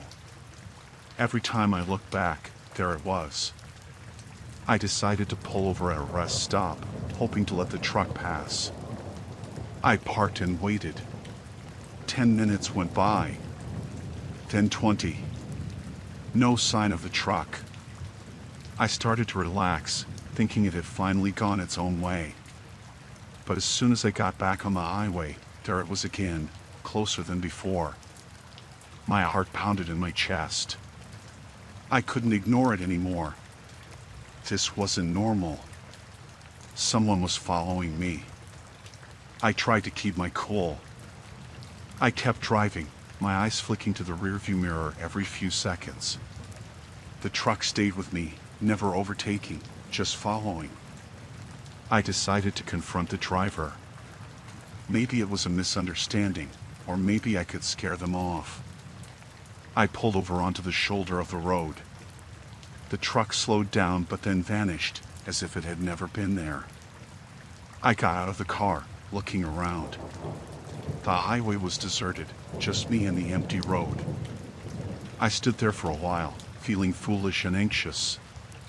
After a few minutes, I got back into my car and started driving again. Relief washed over me. Maybe it was just my imagination. But then I saw it in the mirror, closer than ever. The truck's headlights glaring at me, almost blinding in the twilight. Fear gripped me. This was no coincidence. I pressed down on the gas, speeding up, trying to put distance between us. But the truck matched my speed, staying right behind me. I drove for miles, my knuckles white on the steering wheel.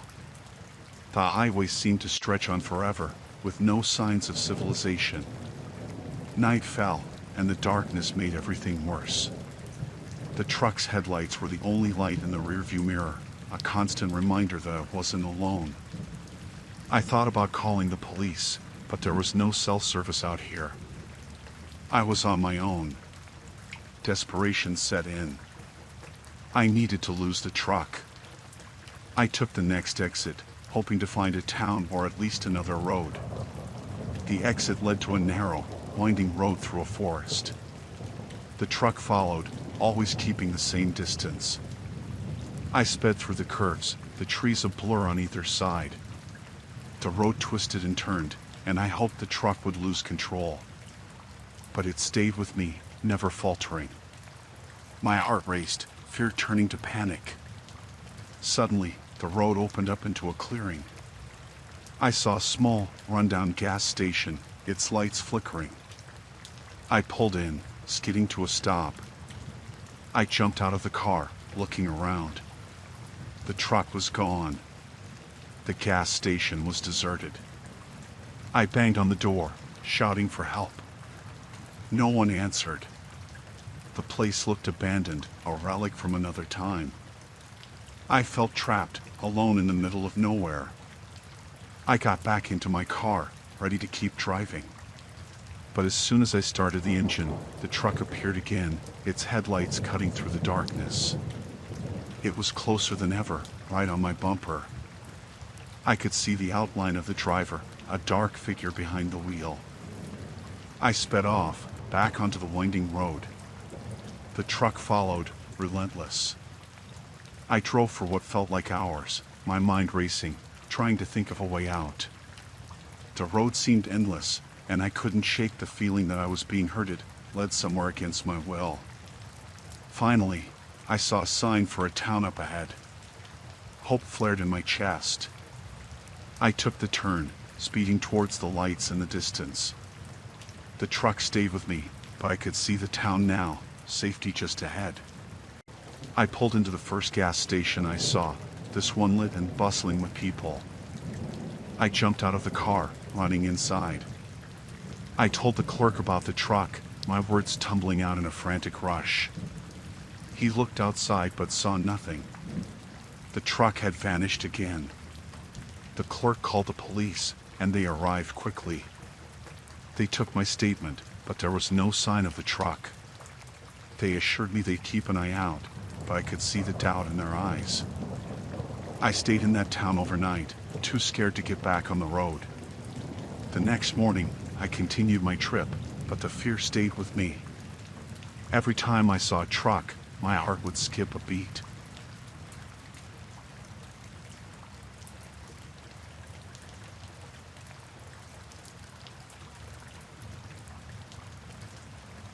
When I first met Jack, he seemed perfect. He had just moved into the apartment across the hall, and his charming smile and friendly demeanor instantly drew me in. We bumped into each other in the hallway one morning, and he introduced himself with a warm handshake. "I'm Jack," he said. "Just moved in. Nice to meet you." Over the next few weeks, we kept running into each other. In the elevator, at the mailboxes, even at the local coffee shop. It felt like fate. Jack was everything I had been looking for in a partner. He was attentive, kind, and always knew how to make me laugh. We started dating, and it felt like a dream come true. Our first few dates were magical. He took me to nice restaurants, planned romantic picnics, and always seemed genuinely interested in what I had to say. My friends were thrilled for me. "He sounds amazing," they would say. And he was. At least, at first. As we spent more time together, little things started to nag at me. He was secretive about his past, always deflecting when I asked about his previous jobs or relationships. One night, curiosity got the better of me. While he was in the shower, I snooped through his things. I found a box hidden in the back of his closet, filled with old photos and documents. The photos showed a different side of Jack. In some, he looked angry, almost violent. There were court documents too, mentioning restraining orders and charges of harassment. My heart pounded as I put everything back. Who was this man I had let into my life? I decided to confront him, but I needed to be careful. The next evening, I casually asked him about his past relationships. He grew tense, his eyes darkening. "They didn't end well," he said, his tone sharp. I knew I had to end things, but I was afraid. Jack had a dark side, and I didn't know how he would react. I decided to break up with him in a public place to stay safe. We met at a busy cafe, and I nervously told him that I needed to end things. His charming facade slipped, replaced by a cold, menacing glare. "You can't just leave me, Mary," he said, his voice low and dangerous. "We're meant to be together." I tried to stay calm, standing my ground. "It's over, Jack, please respect that." He didn't say anything, just stared at me with those piercing eyes. Over the next few days, I noticed him everywhere. Outside my apartment, at the grocery store, even at my workplace. It felt like he was always watching me. I told my friends about my suspicions, and they urged me to go to the police. But without concrete evidence, I knew it would be hard to get a restraining order. One night, I heard strange noises outside my door. My heart raced as I peeked through the peephole. Jack was there, just standing and staring at my door. I called the police, but by the time they arrived, he was gone. They took my report but said there wasn't much they could do without catching him in the act. My anxiety grew with each passing day. I installed extra locks and even started carrying pepper spray, but I still felt vulnerable. One evening, I came home to find my apartment door slightly ajar. I cautiously entered, calling out, but there was no answer. Everything seemed in place, but I felt a chill run down my spine. As I moved through the apartment, I found a note on my bed. "You can't hide from me, Mary," it read. My hands trembled as I called the police again. The officers arrived and searched the apartment, but there was no sign of Jack. They advised me to stay with a friend, but I was determined not to let him drive me out of my own home. I decided to install cameras inside and outside my apartment. I needed evidence if I was going to get the police to take this seriously. That night, I couldn't sleep. Every creak and rustle sounded like a threat. I watched the camera feeds obsessively, my nerves on edge. Around 3 a.m., I saw him on the camera by my front door. He was picking the lock, his movements slow and deliberate. I called the police, my voice shaking. This time, the police arrived quickly and caught him in the act. Jack was arrested, but the fear didn't go away. I knew how manipulative he could be. I pressed charges and got a restraining order. The court proceedings were terrifying, but I had to stand up for myself. Jack's true nature was revealed in court, and he was sentenced to prison. Even with Jack behind bars, I couldn't shake the feeling of being watched. I moved to a new apartment and changed my phone number, trying to start fresh. My friends supported me through the ordeal, but the trauma lingered. I sought therapy to help deal with the lingering fear and paranoia. Slowly, I began to rebuild my life. I made new friends, found new hobbies, and started to feel like myself again. But the memory of Jack's obsession haunted me. I became more cautious, always aware of my surroundings. Trust was hard to come by, but I learned to listen to my instincts. Years passed, and the fear lessened, but it never fully disappeared. I would occasionally check online to make sure Jack was still in prison. One day, I received a letter. My heart stopped when I saw the sender's name, Jack. Inside was a single sentence, "I'll see you soon." Panic surged through me, but I refused to let it control my life. I reported the letter to the police and took extra precautions. I wouldn't let Jack's shadow dominate my life. I had escaped him once, and I would do it again.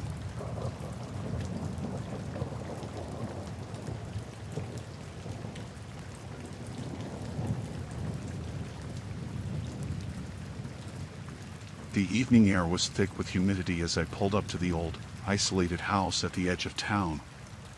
It was a late showing, unusual but not unheard of in my line of work. The client insisted on seeing the property after sunset due to his busy schedule. I glanced at my watch, 8:45 p.m. The sky was already a deep indigo, stars beginning to dot the horizon. I parked my car and grabbed my flashlight, noting the dilapidated state of the house. It was a fixer-upper, no doubt, but with potential. My client, Mr. Jameson, arrived shortly after. We exchanged pleasantries and made our way to the front door. The creaking hinges and peeling paint added to the house's eerie ambience. Inside, the house was dark, the air stale and heavy. I flipped the light switch, but nothing happened. Must be the wiring, I muttered, pulling out my flashlight. No worries, Mr. Jameson said with a tight smile. I brought my own flashlight too. He clicked it on, casting a narrow beam of light across the dusty living room. We started the tour, moving from room to room. The house was bigger than it seemed from the outside, with a maze of hallways and small, interconnected rooms. As we descended into the basement, the air grew colder. This could be a great space for a wine cellar, I suggested, trying to lighten the mood. Mr. Jameson seemed uninterested, his attention focused elsewhere. He kept glancing over his shoulder, as if expecting someone to be there. We finished the tour, and I locked up the house. Thank you for your time, Mr. Jameson said, his tone curt. He hurried to his car and drove off, leaving me alone. I sighed, feeling a bit uneasy. The house had an unsettling vibe, and I was eager to leave. I got into my car and started the engine, but it sputtered and died. Not now, I groaned, turning the key again. Nothing. I grabbed my phone to call for a tow, but there was no signal. Of course. With no other option, I decided to walk to the nearest gas station. It wasn't far, just a mile or so down the road. I grabbed my flashlight and set off. The road was dark and deserted, lined with tall trees that cast long shadows in the moonlight. I walked briskly, the silence only broken by the occasional rustle of leaves. Halfway there, I noticed a group of teenagers standing under a streetlight. They were talking in low voices, their laughter echoing eerily through the night. I tried to walk past them unnoticed, but one of them called out, "Hey, mister, you lost?" The tone was friendly, but something about it made my skin crawl. "Just heading to the gas station," I replied, trying to keep my voice steady. "Car trouble." "That's a shame," another teenager said, stepping forward. He had a sinister grin on his face. "This isn't the safest place at night." I forced a smile, hoping to diffuse any tension. "I'll be fine. Thanks for the concern." They exchanged glances, a silent communication that made my heart race. "Why don't we help you?" the first teenager suggested. "It's dangerous to be alone out here." "I appreciate it, but I can manage," I said, taking a step back. Their presence felt suffocating, the night growing colder around us. "We insist," the leader said, his grin widening. The others moved closer, forming a loose circle around me. Panic set in. "Really, it's okay," I stammered, turning to leave. But one of them grabbed my arm, his grip tight and unyielding.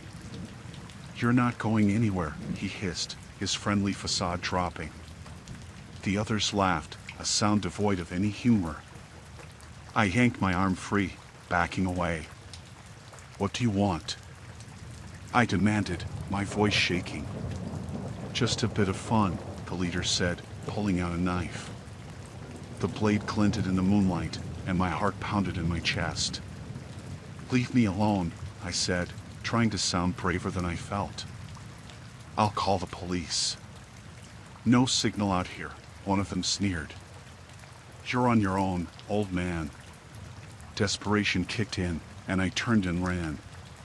Their laughter followed me, along with the sound of their footsteps.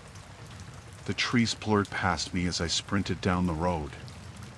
I could hear them gaining on me, their taunts growing louder.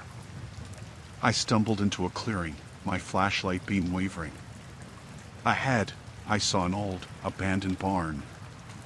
I made a beeline for it, hoping to find shelter. Inside, the barn was dark and musty, filled with old farming equipment. I hid behind a stack of hay bales, my breath coming in ragged gasps. The teenagers entered, their flashlights sweeping the barn. Come out, wherever you are," one of them sing-songed, his voice echoing off the walls. I held my breath, my heart hammering in my chest.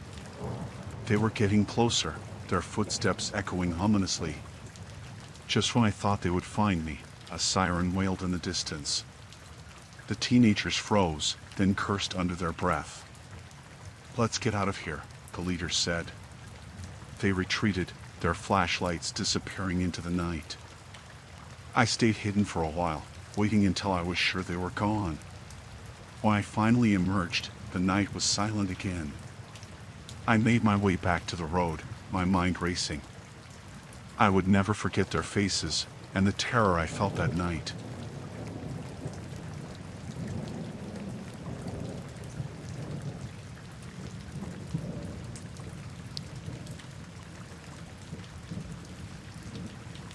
The rain started pouring down in sheets, hammering against my windshield. I squinted through the wipers, which were struggling to keep up. I was on a lonely stretch of road, surrounded by nothing but fields and the occasional cluster of trees.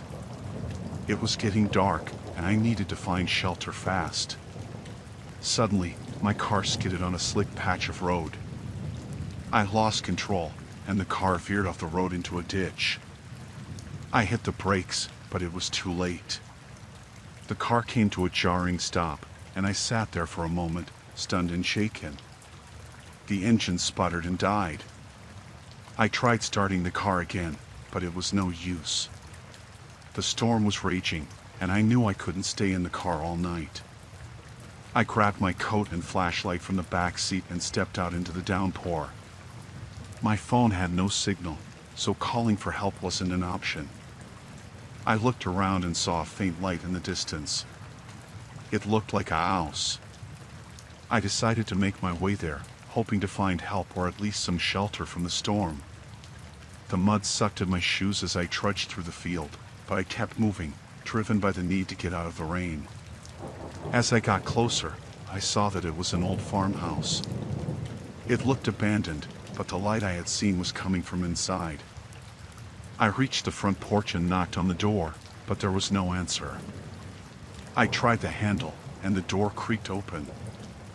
I stepped inside, calling out to see if anyone was there. The house was dark except for a single dim light in the hallway. The air smelled musty, like it had been closed up for a long time. I called out again, louder this time, but still, no one answered. I walked down the hallway, the floorboards creaking under my feet. The light was coming from a room at the end of the hall. As I got closer, I could hear faint voices. I hesitated, my hand on the doorknob. Something felt off, but I needed to get out of the storm. I pushed the door open and stepped into a small room.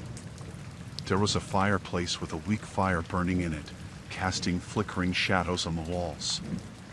A man and a woman were sitting at a table, staring at me with wide eyes. They looked disheveled and tense. "I'm sorry to intrude," I said, "but my car broke down, and I need help. Can I use your phone?" The man stood up slowly, his eyes never leaving mine. "We don't have a phone," he said. His voice was flat, emotionless. The woman remained silent, her eyes darting between me and the man. "Please, I just need to wait out the storm," I said, trying to keep my voice steady. The man nodded slowly. "You can stay," he said, "but you should leave as soon as the storm passes." Something in his tone made me uneasy, but I didn't have much choice. He showed me to a small room with a bed and a window. The window was boarded up, letting in only a sliver of light. I sat on the bed, my clothes still damp, and tried to calm my racing heart. The house was eerily quiet, except for the occasional creak and the sound of the rain. I lay down, trying to get some rest, but sleep wouldn't come. I kept thinking about the strange way the man had looked at me. I decided to get up and look around, hoping to find something that could help me understand what was going on. I crept back down the hallway, careful not to make any noise. The house felt like a maze, with doors leading to more doors. I opened one and found a small room filled with old, dusty furniture covered in sheets. I moved on to the next door. I found a staircase leading to the basement. Curiosity got the better of me, and I started down the stairs. The air grew colder with each step. At the bottom, I found another door. I hesitated, my hand hovering over the doorknob. I opened the door slowly and stepped inside. The room was dark, but my flashlight revealed old tools and broken furniture.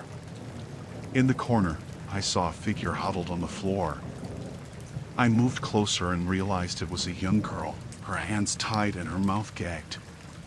My heart pounded as I knelt beside her. "It's okay, I'm here to help," I whispered, trying to untie her. She looked at me with wide, terrified eyes and shook her head frantically. I worked faster, finally freeing her hands and removing the gag. "We have to get out of here," she whispered. "They'll be back soon." I helped her to her feet, and we started back up the stairs as quietly as we could. When we reached the top, we heard voices coming from the hallway. The man and the woman were looking for me. "We need to hide," the girl said, pulling me towards a closet. We squeezed inside, closing the door just as the footsteps grew louder. I held my breath, listening as the man and woman walked past, their voices low and angry. "We need to find her," the man said. "She could ruin everything." The woman agreed, and their voices faded as they moved further down the hallway. We waited a few more minutes before slipping out of the closet and heading for the front door. We made it outside, but the rain was still coming down hard. I looked around, trying to figure out which way to go. "There's a barn out back," the girl said. "We can hide there until the storm passes." I nodded, and we ran towards the barn, the mud sucking at our feet. Inside the barn, we found a corner to hide in. I wrapped my coat around the girl, trying to keep her warm. "Who are they?" I asked. She looked at me with fear in her eyes. "They kidnapped me weeks ago. I don't know why. They said they were waiting for something."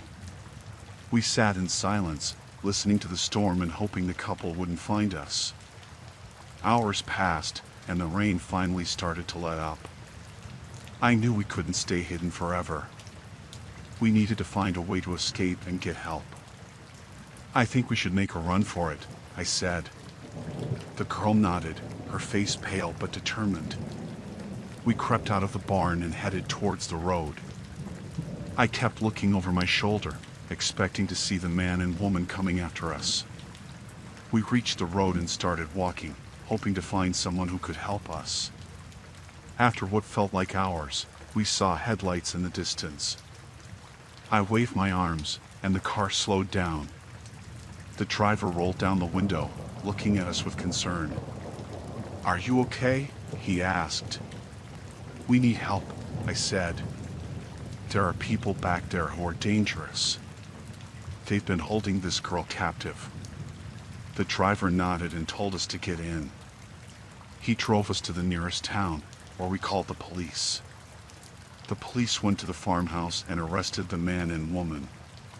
They found evidence of other kidnappings, and it turned out the couple had been running a human trafficking operation. The girl was reunited with her family, and I was finally able to breathe a sigh of relief. The experience left me shaken, but I was grateful to have escaped and helped the girl.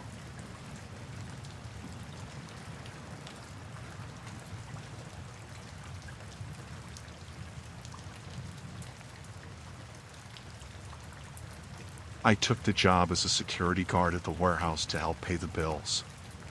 It was a quiet place, and the night shifts were usually uneventful.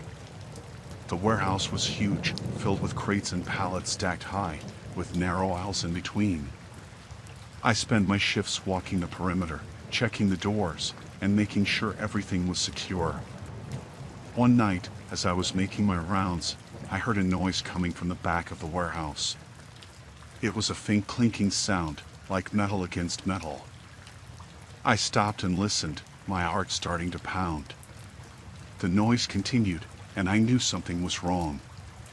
I moved towards the back, staying close to the walls and trying to be as quiet as possible. As I got closer, the noises became louder, more distinct. I peered around a corner and saw a group of men prying open one of the large loading doors. They were dressed in dark clothes, with masks covering their faces. My first instinct was to confront them, but I knew I was outnumbered. I needed to call for help. I pulled out my phone, but as I did, I accidentally knocked over a metal rod that clattered loudly to the floor. The thieves turned towards the sound, and I ducked back behind the crates, my heart racing. I could hear their footsteps approaching, and I knew I had to move. I crept along the aisles, trying to stay out of sight. I reached the small office at the front of the warehouse and locked the door behind me. I dialed 911 and whispered into the phone, explaining the situation. As I waited for the police, I heard the thieves outside the office. They were trying to break down the door. I looked around for something to defend myself with, but there was nothing but a desk and some old office supplies. The door began to splinter, and I knew I didn't have much time. I spotted an air vent high up on the wall and quickly moved the desk underneath it. I climbed up and removed the vent cover, squeezing myself into the narrow duct just as the door gave way. I crawled through the vent, trying to stay quiet. The duct led me to another part of the warehouse, and I carefully pushed open the vent cover and climbed out. I was in the far corner of the building, far from the thieves but still trapped inside. I needed to find another way out. I moved through the aisles, keeping low and listening for any signs of the thieves. I could hear them moving around, shouting to each other. They knew I was still inside, and they were looking for me. I reached the loading dock and saw a small door that led outside. I tried the handle, but it was locked. I needed a key, and I remembered that the keys were kept in the office. I had to go back. I retraced my steps, moving as quickly and quietly as I could. When I reached the office, I could see the thieves were no longer inside. I slipped in and grabbed the keys from the desk drawer. Just as I turned to leave, one of the thieves spotted me. He shouted, and I bolted for the door. I could hear them chasing me, their footsteps echoing through the warehouse. I reached the loading dock and fumbled with the keys, my hands shaking. I found the right key and unlocked the door, throwing it open and running outside. The cold night air hit me, and I sprinted towards the perimeter fence. I could hear the thieves behind me, getting closer. I reached the fence and started to climb, but one of the thieves grabbed my leg and pulled me down. I hit the ground hard, the wind knocked out of me.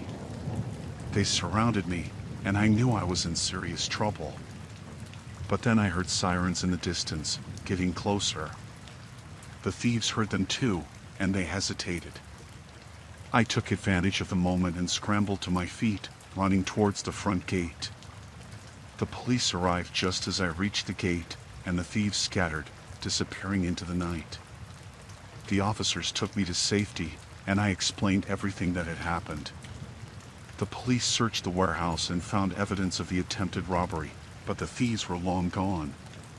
They assured me they would increase patrols in the area and keep an eye out for the suspects. I quit the security job the next day. The experience had shaken me to my core, and I couldn't face another night in that warehouse. I realized how close I had come to serious harm, and I knew I was lucky to have escaped. In the weeks that followed, I had trouble sleeping, haunted by the memories of that night.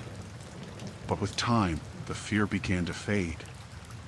I found a new job in a safer environment, and I moved on with my life. The warehouse was eventually shut down, the company unable to recover from the attempted robbery.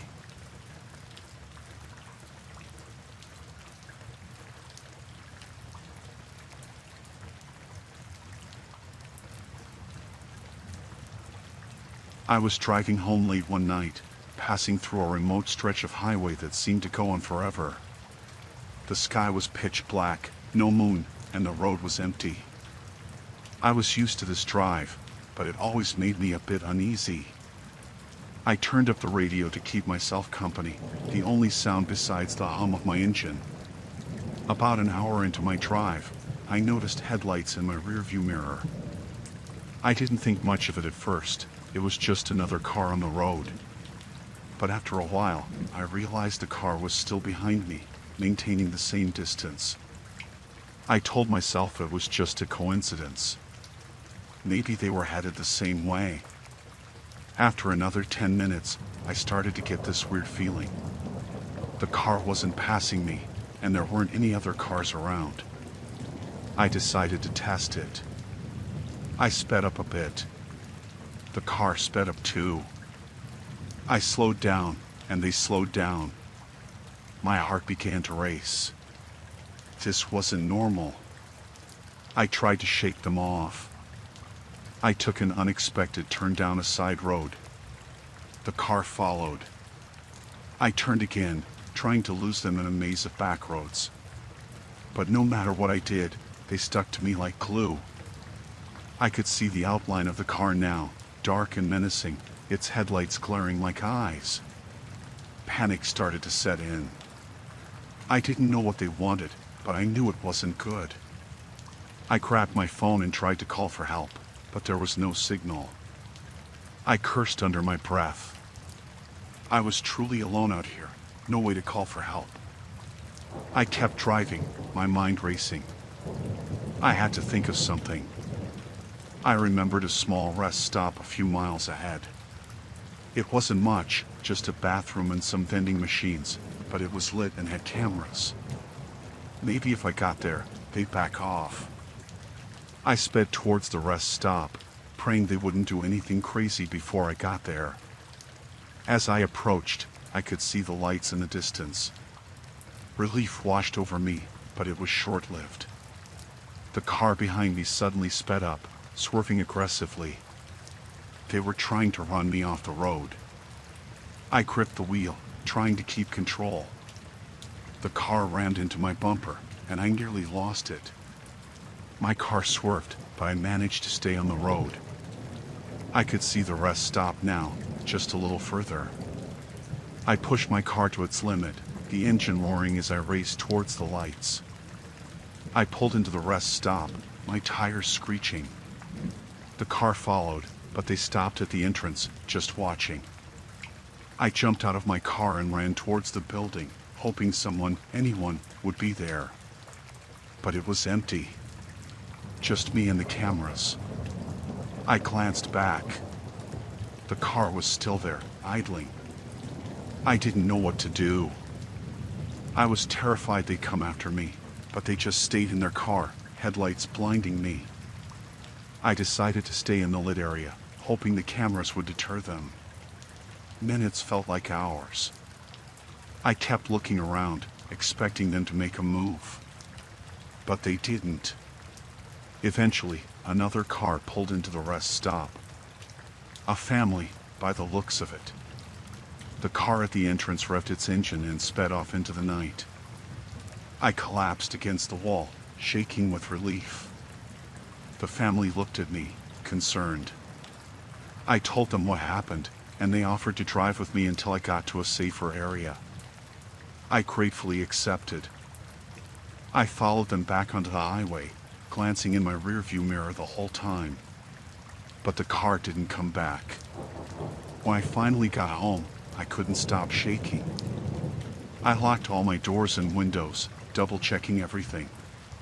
It was hours before I could sleep, and even then, I kept waking up, hearing the roar of that engine in my dreams. The next day, I reported the incident to the police, but there wasn't much they could do. No plates, no real description. Just a vague warning to be careful. It didn't make me feel any better. I still drive that road sometimes, but I'm always on edge, constantly checking my mirrors. I'll never forget that night, and I'll always wonder who was in that car and what they wanted.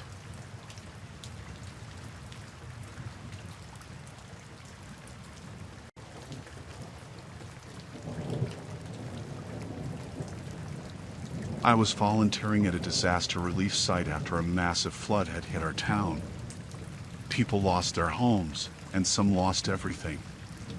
It felt good to help, to hand out supplies, and to see the relief on people's faces when they got something they needed.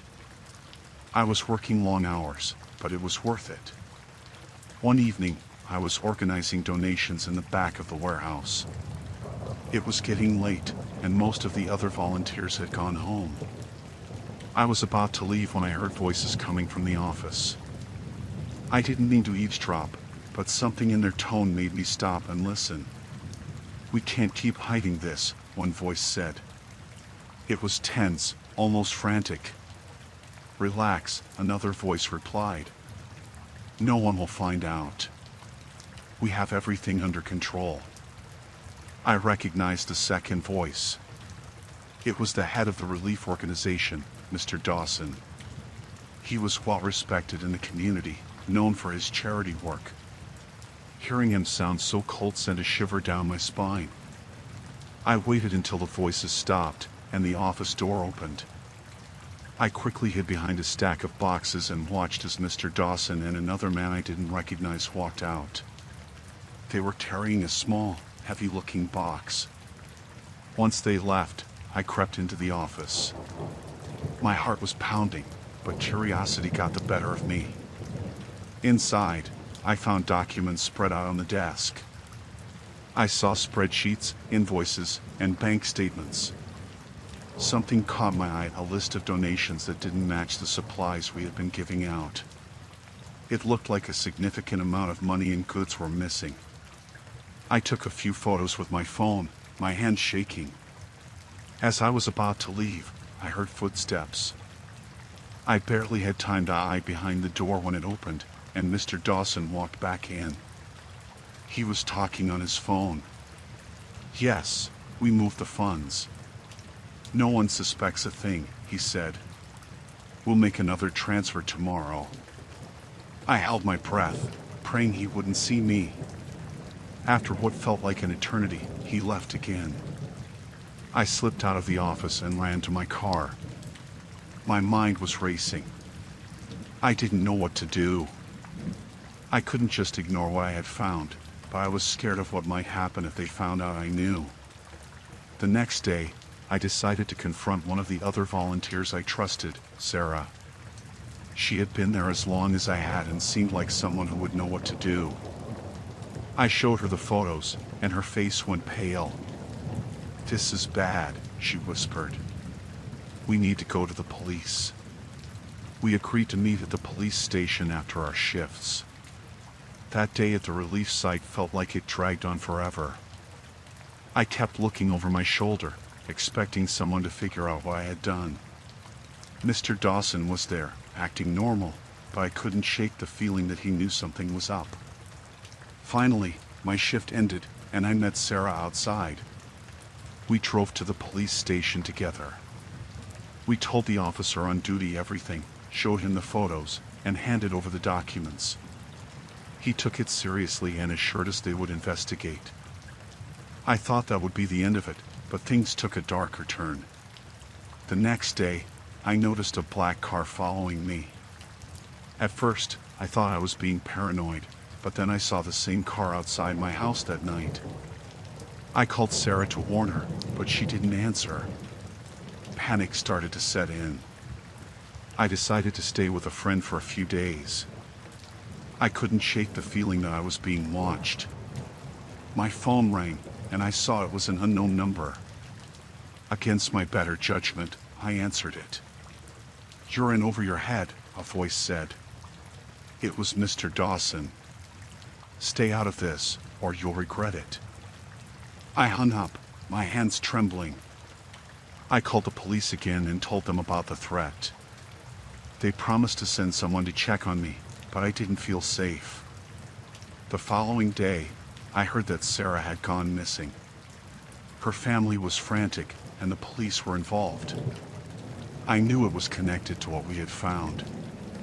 I felt guilty, terrified, and helpless. Desperate, I went back to the relief site to look for more evidence. I needed something concrete to bring these people down. As I was searching through the office again, I heard footsteps. This time, I couldn't hide in time. Mr. Dawson and the other man from before caught me.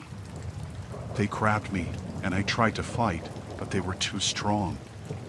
They dragged me into a back room and tied me to a chair. Mr. Dawson leaned in close, his face twisted with anger. "You should have stayed out of it," he hissed. "Now you're going to disappear, just like your friend." I was terrified, but I couldn't give up. I remembered the silent alarm button I had seen near the entrance earlier. If I could just get free and reach it, maybe I had a chance. They left me alone for a moment, probably to figure out what to do with me. I struggled against the ropes, and finally, I managed to loosen them enough to slip one hand free. I quietly worked on the other hand, my heart pounding in my chest. I heard them coming back, and I knew I had only seconds. I freed my other hand and ran for the door. They saw me and shouted, but I didn't look back. I sprinted to the front of the building and slammed my hand on the silent alarm button. The alarm rang out, louder than I expected. Panic set in as I heard them closing in.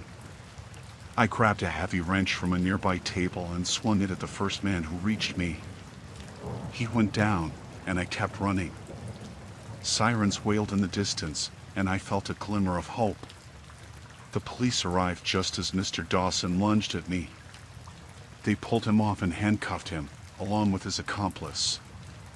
I collapsed on the ground, shaking and exhausted. The police took my statement and reassured me that I was safe now. They found Sarah alive, though shaken, and arrested several others involved in the corruption. It took me a long time to recover from that night. The relief site was shut down, and the community was outraged when the truth came out. I never volunteered there again, but I learned to trust my instincts and stay vigilant. I still think about that night sometimes, about how close I came to disappearing.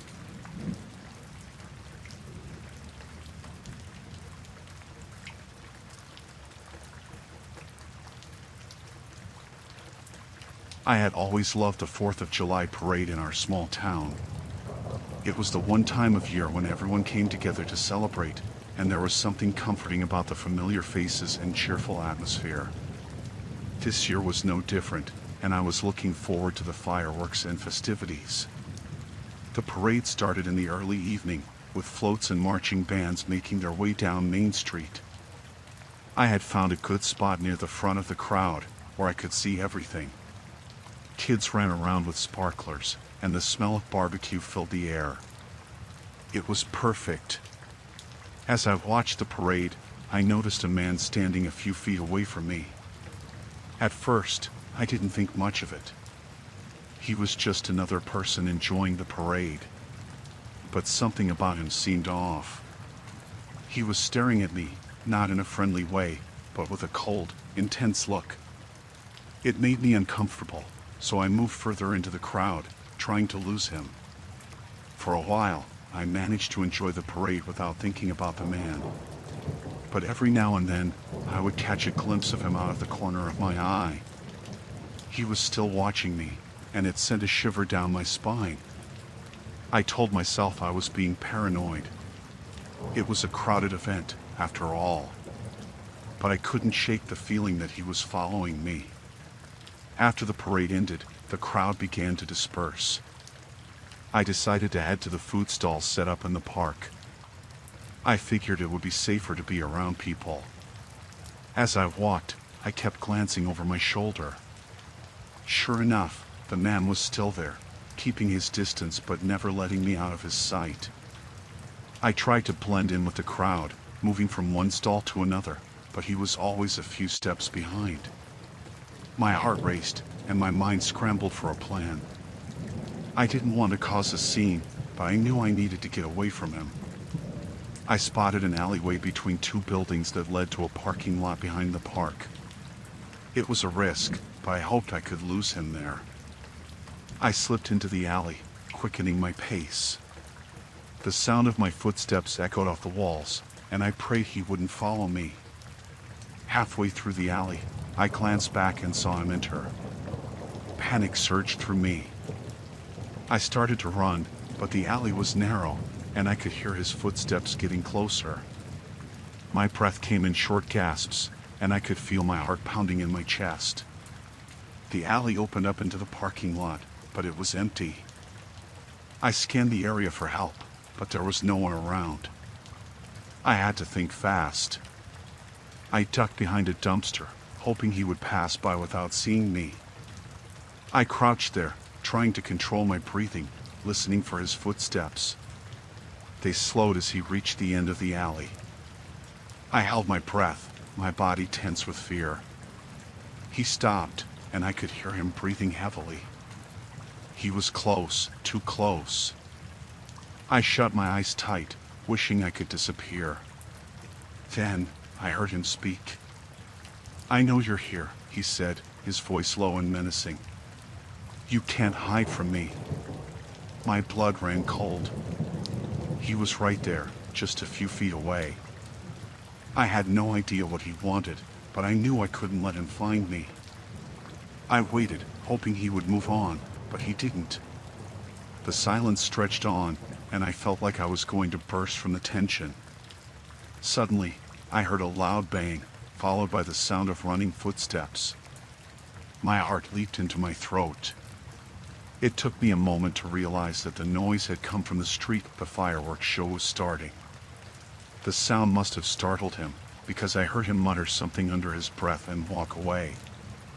I stayed hidden for a few more minutes, just to be sure he was gone.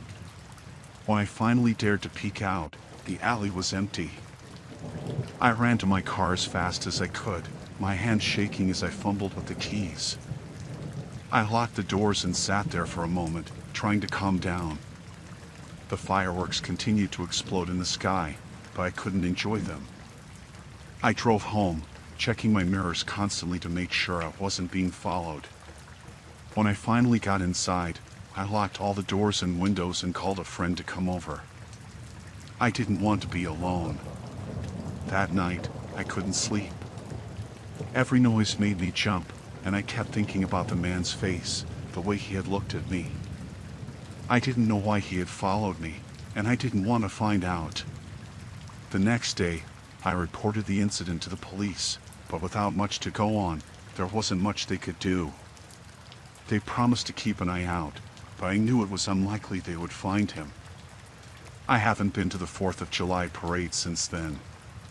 The memory of that night is still too fresh, too terrifying. I try not to think about what could have happened if he had caught me. I'm just grateful I got away.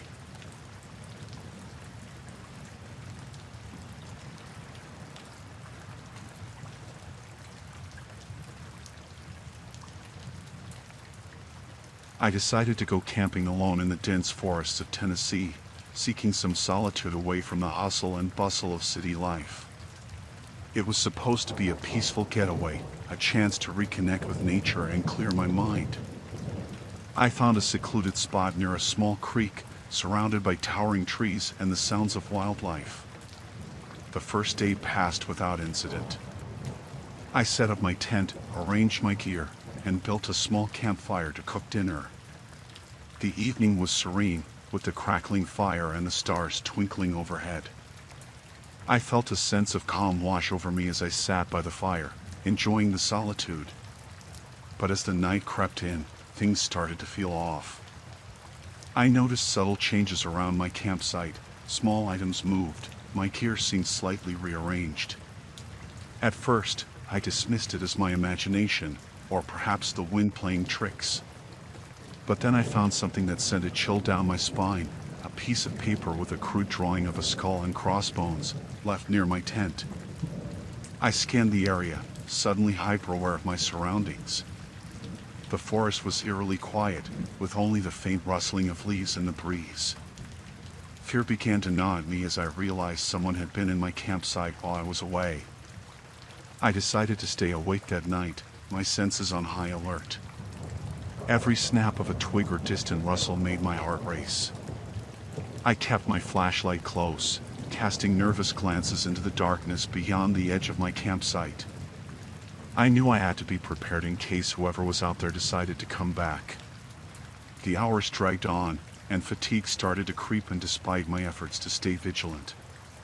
Just as I was beginning to think I might have overreacted, I heard footsteps approaching. Quiet, deliberate footsteps crunching on the leaves. My breath caught in my throat as I strained to listen. The footsteps paused near the edge of the clearing, then resumed, moving closer to my tent. Panic gripped me as I realized someone was standing just outside, observing me in the darkness. I held my breath, afraid to make a sound. A shadow moved across the fabric of my tent, and I could sense someone lingering just beyond the thin barrier. I reached for my phone, ready to call for help, but hesitated. What if they heard me?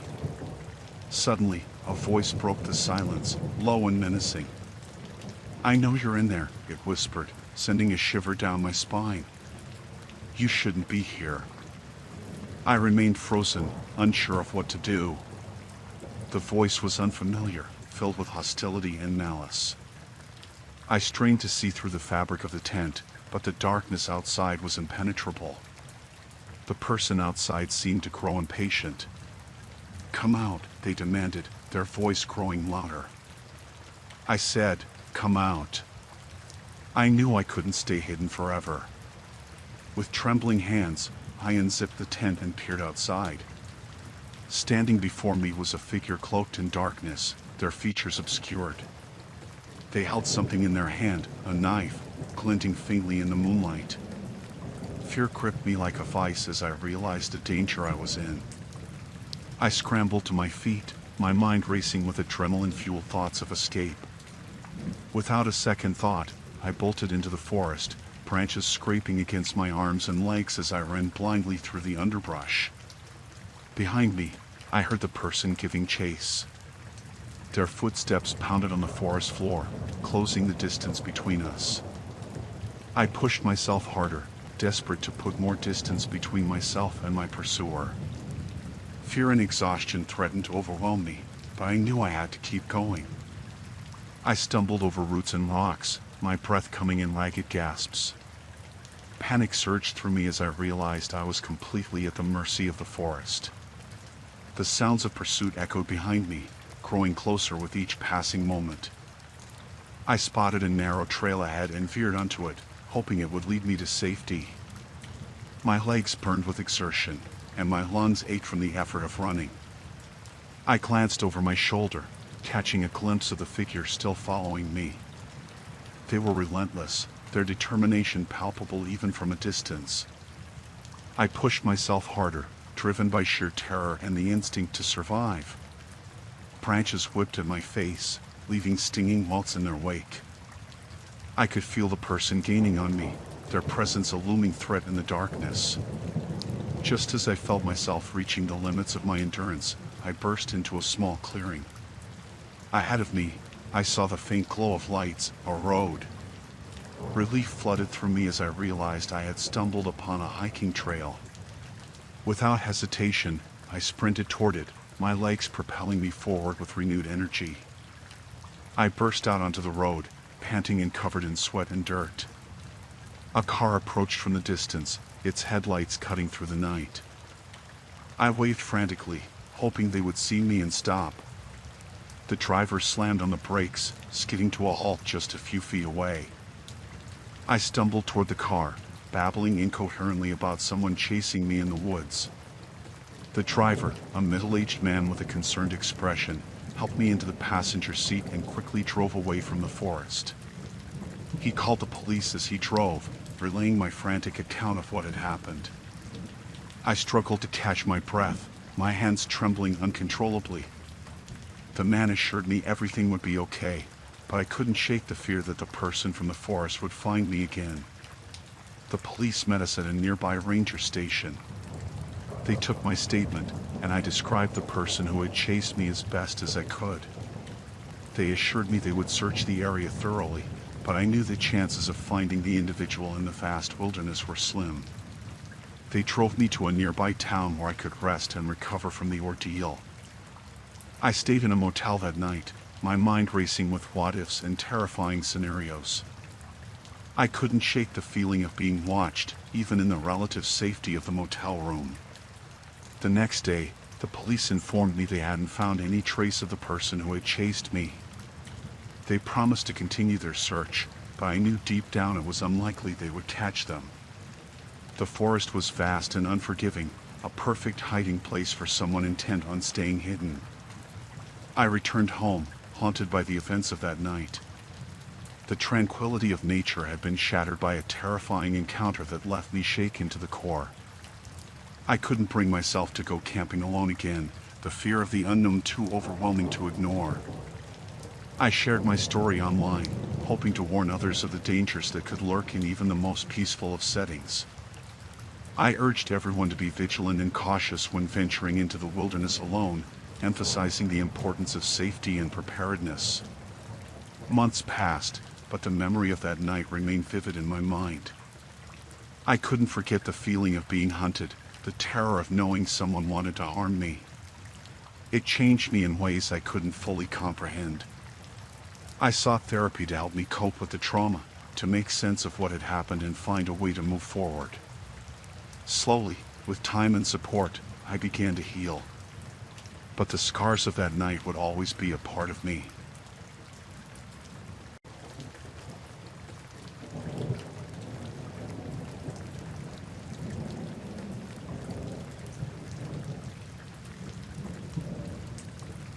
I decided to camp alone in the Smoky Mountains.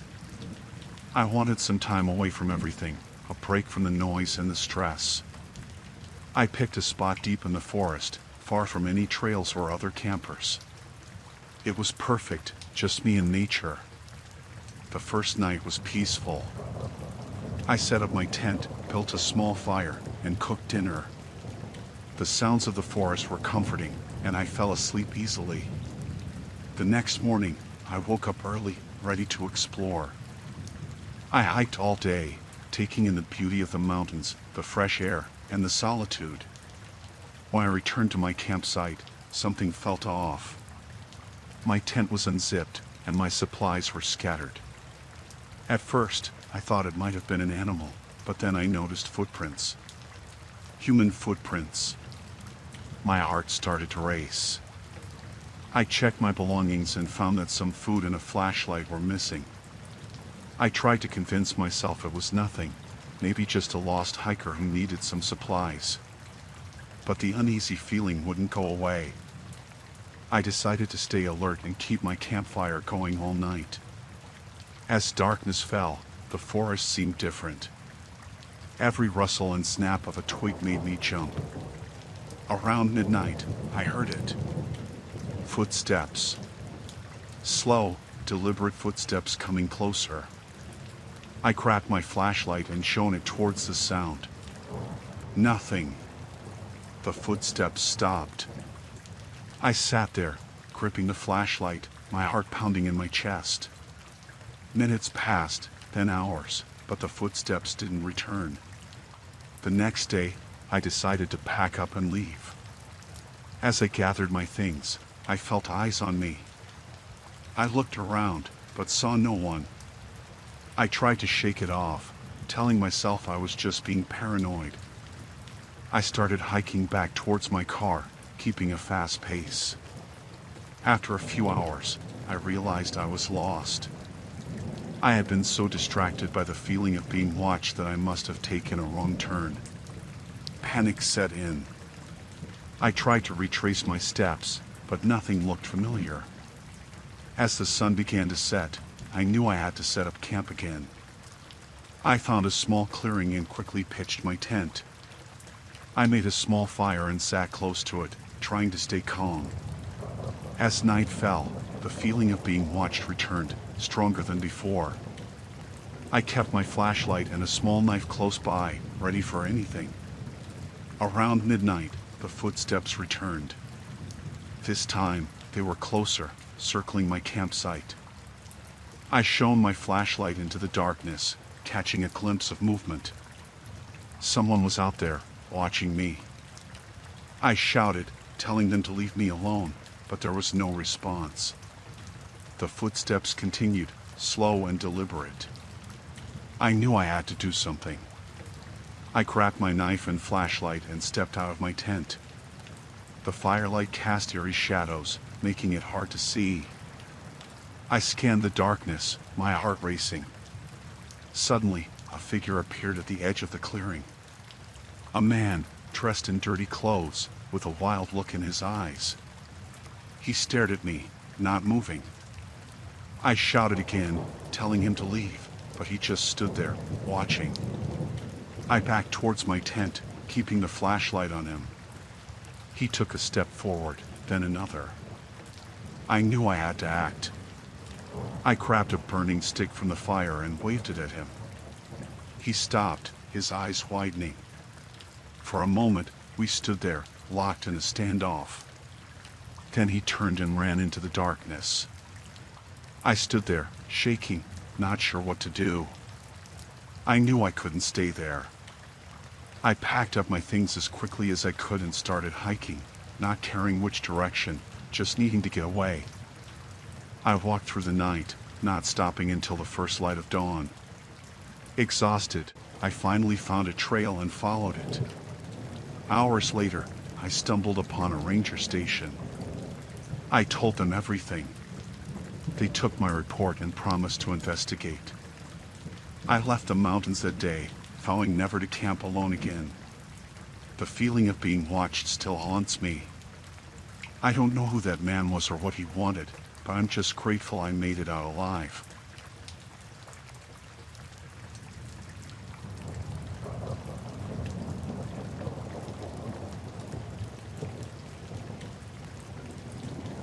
I took the night shift at a remote lodge in Alaska to get away from the chaos of the city. The place was beautiful, surrounded by nothing but snow and trees, and the isolation felt like a blessing. The lodge was old, with creaky floors and dim lighting, but it had a cozy charm. My job was simple: check in guests, manage the front desk, and handle any issues that came up during the night. It was usually quiet. Most guests were there for the solitude and the scenery, and they kept to themselves. I liked the peace. It gave me time to read or just sit by the fire and listen to the wind howling outside. But one night, everything changed. A man checked in late, just before my shift started. He was tall, with a beard that looked like it hadn't been trimmed in weeks. He wore a thick parka and had a duffel bag slung over his shoulder. There was something off about him, but I couldn't put my finger on it. He didn't make much conversation, just signed the register and took his key. I watched him as he went up the stairs to his room, feeling a chill that had nothing to do with the weather. Something about his eyes, cold and hard, stayed with me. I tried to shake it off and went back to my book, but I couldn't concentrate. Around midnight, the lodge was quiet, and I was alone at the front desk. The wind had picked up outside, making the old building creak. I decided to do a quick round, checking the doors and windows to make sure everything was secure. As I passed by the guest rooms, I heard voices. I stopped and listened. It was coming from the room of the man who had checked in earlier. The door was slightly ajar, and I could see a sliver of light. I shouldn't have looked, but curiosity got the better of me. I peeked through the crack and saw the man talking on a satellite phone. His voice was low and urgent, and I couldn't make out the words, but his tone was enough to make my skin crawl. He sounded desperate, almost frantic. Then I heard him say, "They'll never find me here. It's too remote." That's when it hit me. He was hiding. From what or whom, I didn't know, but it was clear he didn't want to be found. I backed away quietly and returned to the front desk, my mind racing. What should I do? Call the police. But the nearest town was miles away, and there was no cell service out here. The lodge had a landline, but what if he heard me? What if he decided to make sure I couldn't tell anyone? I decided to wait and see if anything else happened. Maybe I was overreacting, but I couldn't shake the feeling that something was very wrong. I spent the next couple of hours on edge, jumping at every little sound. Around 3 a.m., I heard footsteps coming down the stairs. My heart pounded as I looked up and saw the man approaching the front desk. He looked around, his eyes darting nervously, and then he spotted me. "Is everything all right?" I asked, trying to keep my voice steady. He nodded, but his eyes were cold. "Just needed some water," he said, holding up an empty bottle. I pointed to the kitchen. "There's a tap in there. Help yourself." He stared at me for a moment longer than necessary, then walked past me into the kitchen. I let out a breath I didn't realize I was holding and glanced around for something I could use as a weapon if I needed to. A few minutes later, he returned, his bottle full. "Thanks," he said, and went back up to his room. I watched him go, every nerve in my body on high alert. I didn't know what to do. I was alone in a remote lodge with a man who was clearly dangerous. I decided to stay behind the desk where I could see both the stairs and the front door. If he tried anything, at least I'd have a chance to react. The rest of the night passed in tense silence. I kept glancing at the clock, willing the morning to come. Finally, around 6 a.m., the sky started to lighten, and I began to relax a little. At 7 a.m., the morning shift arrived. I quickly pulled my coworker, Sarah, aside and told her what had happened. She agreed that we needed to call the police, but we had to be careful. We went to the office, locked the door, and dialed the local authorities on the landline. I explained the situation as calmly as I could. They said they'd send someone as soon as possible, but it might take a while due to the weather and the distance. In the meantime, we were to stay calm and not confront the man. We returned to the front desk, trying to act normal. The man came down around 8 a.m., looking more relaxed. He even smiled at us as he left for breakfast, which made my skin crawl. Hours passed, and I kept glancing out the window, looking for any sign of the police. Finally, around noon, I saw a snowmobile approaching. 2 officers dismounted and made their way to the lodge.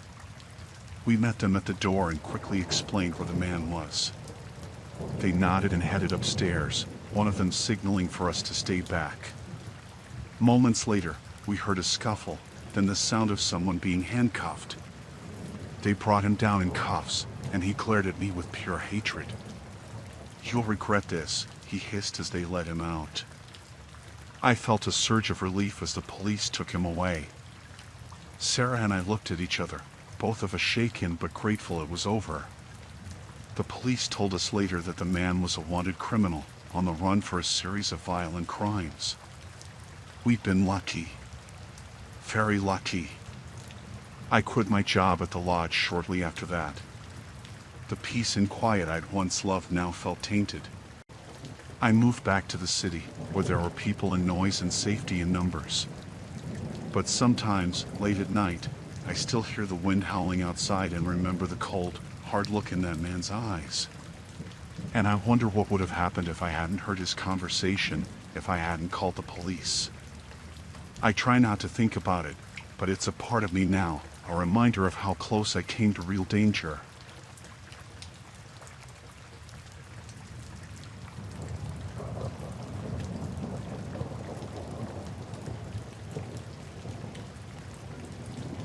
I always wanted a classic car.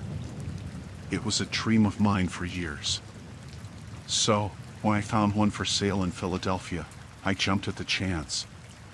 It was a 1967 Mustang, in pretty good shape, and the price was reasonable. The seller, a guy named Mike, seemed nice enough.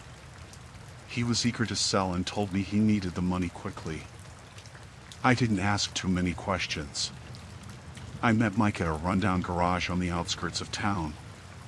The place looked abandoned, but the Mustang was there, gleaming under a layer of dust.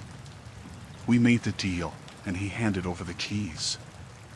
I drove the car home, feeling like I had just scored the deal of a lifetime. The first sign of trouble came the next day. I was at a red light when a black SUV pulled up beside me. The window rolled down, and a guy inside stared at me, hard. I looked away, trying to ignore him, but I could feel his eyes burning into me. The light turned green, and I drove off quickly, but the SUV followed me for several blocks before finally turning away. That night, I heard noises outside my house. It sounded like someone was messing with the car. I grabbed a flashlight and went to check, but by the time I got outside, no one was there. The car was fine, but I couldn't shake the feeling that something was wrong. A few days later, I was driving to work when the SUV appeared again. This time, it was right on my tail. I tried to lose them, weaving through traffic, but they stayed with me. Finally, I pulled into a crowded parking lot and ran inside a store, hoping they wouldn't follow. They didn't, but when I came back out, there was a note on my windshield. It said, "We know who you are." I decided to call Mike. His phone went straight to voicemail. I tried a few more times, but no luck. I started to get really worried. That evening, I noticed the SUV parked down the street from my house. They were watching me. The next morning, I found my tires slashed. I called a tow truck and had the car taken to a nearby garage. The mechanic told me it would take a few days to get new tires and fix some other minor issues. I felt a bit of relief, thinking maybe things would calm down without the car around. But that night, someone broke into my house. I woke up to the sound of shattering glass and footsteps downstairs. I grabbed a baseball bat and crept down the stairs, heart pounding. There were two men in my living room, rummaging through my stuff. They saw me and one of them lunged. I swung the bat, hitting him in the side. He went down, but the other guy pulled a knife. I backed up, trying to keep the bat between us. He slashed at me, and I felt a sharp pain in my arm. I swung the bat again, hitting his arm and knocking the knife away. He tackled me, and we both went down hard. I managed to get on top of him and hit him again until he stopped moving. I grabbed my phone and called the police. They arrived within minutes and arrested the two men. I was taken to the hospital, where I got stitches for the cut on my arm. The police questioned me about the men, but I didn't know anything. They took my statement and promised to look into it. A few days later, I got a call from a detective.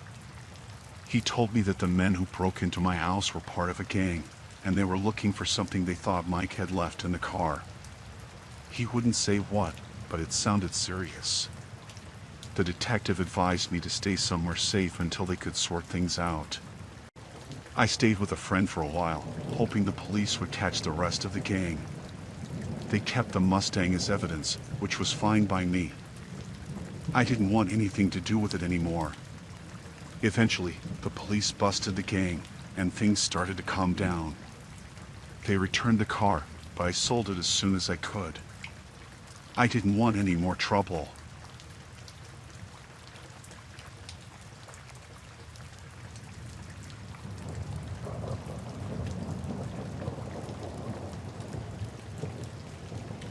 I moved to a small town in Wisconsin after I retired. The place was quiet, with friendly neighbors and a simple way of life. I spent my days gardening, reading, and walking around the neighborhood. It was a peaceful existence, just what I had been looking for. One day, while walking in the woods behind my house, I stumbled upon an old, abandoned barn. It looked like it hadn't been used in years. Curious, I decided to take a closer look. As I got nearer, I noticed something strange. There were fresh tire tracks leading up to the barn, and the padlock on the door looked new. I decided to come back later when it was dark, so I wouldn't be seen. That night, I put on my jacket and grabbed a flashlight. I felt a bit nervous, but my curiosity got the better of me. I walked through the woods, staying off the main path to avoid being seen. When I reached the barn, I noticed a faint light coming from inside. I crept up to the window and peeked inside. What I saw made my blood run cold. There were several men inside, packing large plastic bags full of what looked like white powder. There were guns on the table and large stacks of cash. It was clear I had stumbled upon a drug operation. I knew I had to tell someone. The next day, I went to the local police station. I asked to speak to someone in charge and told them everything I had seen. The officer listened but seemed uninterested. He took my statement but didn't seem to take it seriously. I left the station feeling uneasy, but I hoped they would investigate. A few days later, I noticed a black car parked outside my house. It was there every day, just sitting there with tinted windows. I couldn't see inside, but I felt like I was being watched. My phone started ringing at odd hours, and when I answered, no one was there. I began to feel paranoid, constantly looking over my shoulder. One night, I heard a noise outside my window. I got up and looked out, but I couldn't see anything. Then, I heard footsteps on the porch. My heart was pounding as I grabbed my flashlight and went to the front door. I opened it slowly, shining the light outside. No one was there, but there was a note on the ground. It read, "Keep your mouth shut, old man." I felt a chill run down my spine. I knew I was in danger. I tried to call the police again, but they dismissed it as a prank. I felt helpless and scared. The next day, I decided to take matters into my own hands. I packed a bag with some essentials and decided to leave town for a while. I didn't tell anyone where I was going, hoping to throw them off. I drove to a friend's cabin a few hours away, deep in the woods. I felt safer there, but I couldn't shake the feeling of being watched. One night, I heard a car pull up outside. I peeked out the window and saw the same black car. They had found me. I knew I had to act fast. I grabbed my bag and slipped out the back door, running into the woods.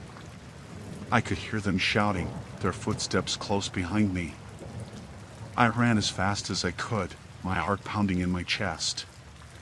I tripped over a tree root and fell, scraping my hands and knees. I scrambled to my feet and kept running. I finally saw the lights of a nearby house. I banged on the door, begging for help. An older couple opened the door and let me in. I quickly explained my situation, and they called the police. The men in the black car drove off when they heard the sirens approaching. The police arrived and took my statement. This time, they took me seriously. They investigated the barn and found the drug operation. Several arrests were made, and the drug ring was shut down. The men who had threatened me were caught and taken into custody. I returned to my home in the small town, but things never felt the same. I was constantly looking over my shoulder, feeling like someone was watching me. The peaceful life I had once enjoyed was gone, replaced by fear and anxiety. But I was safe, and the drug operation was shut down. That was the only comfort I had left.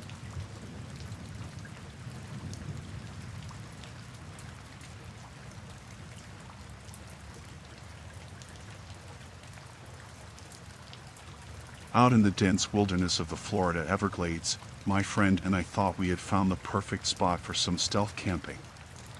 It seemed like the ideal escape from the hustle and bustle of everyday life, a chance to reconnect with nature and each other. Little did we know, our peaceful getaway would soon turn into a nightmare. As the sun dipped below the horizon and darkness descended upon the swampy landscape, we settled down in our makeshift campsite, surrounded by the sounds of nocturnal creatures and the soft rustle of the wind through the trees. But as the night wore on, a sense of unease began to creep over us, a feeling that we were not alone in the wilderness. It started with distant noises, faint whispers, and the occasional splash of water in the darkness. At first, we dismissed them as the normal sounds of the Everglades, but as they grew closer and more insistent, we began to realize that something was not right. Then, out of the darkness, emerged a figure, tall and imposing, moving with a stealthy grace that sent shivers down our spines. He approached our campsite with purpose, his eyes glinting in the dim light of our campfire, and we knew in an instant that he was not someone to be trifled with. He introduced himself as a smuggler, using the vast expanse of the Everglades to hide his illicit activities from prying eyes. He warned us to stay out of his way, threatening dire consequences if we dared to interfere with his operations. We were frozen with fear, unsure of what to do next. Should we try to reason with him? Or should we make a run for it and hope to escape his clutches? Our minds raced with possibilities as we weighed our options, but in the end, we knew that we were no match for this dangerous man and his criminal enterprise. As the smuggler loomed over us, his presence casting a dark shadow over our campsite, we realized that we had no choice but to comply with his demands. We watched helplessly as he went about his business, moving with a ruthless efficiency that left us feeling powerless and vulnerable. But even as we cowered in fear, a small spark of defiance flickered within us. We refused to let this man intimidate us, to rob us of our freedom and our dignity. And so, when the opportunity presented itself, we seized it with both hands, mustering all of our courage and strength to confront our tormentor head-on. In a moment of desperation, we made a run for it, tearing through the dense underbrush of the Everglades with the smuggler hot on our heels. Adrenaline coursed through our veins as we raced through the darkness, our hearts pounding with fear and determination. But just when it seemed like all hope was lost, we stumbled upon a hidden path, leading us to safety and salvation. With renewed energy and resolve, we pushed forward, putting as much distance between us and our pursuer as possible. And then, finally, we saw it, the faint glow of civilization on the horizon, a beacon of hope in the darkness. With one final burst of speed, we sprinted towards it, our lungs burning and our muscles aching, until at last, we reached the safety of civilization. As we collapsed onto the pavement, gasping for breath and shaking with exhaustion, we knew that we had narrowly escaped a fate worse than death. But even as we celebrated our victory, we couldn't shake the feeling that the smuggler was still out there, lurking in the shadows, waiting for his next opportunity to strike. And so, as we made our way back to civilization, we vowed to never return to the Everglades again, to put this harrowing ordeal behind us and move on with our lives.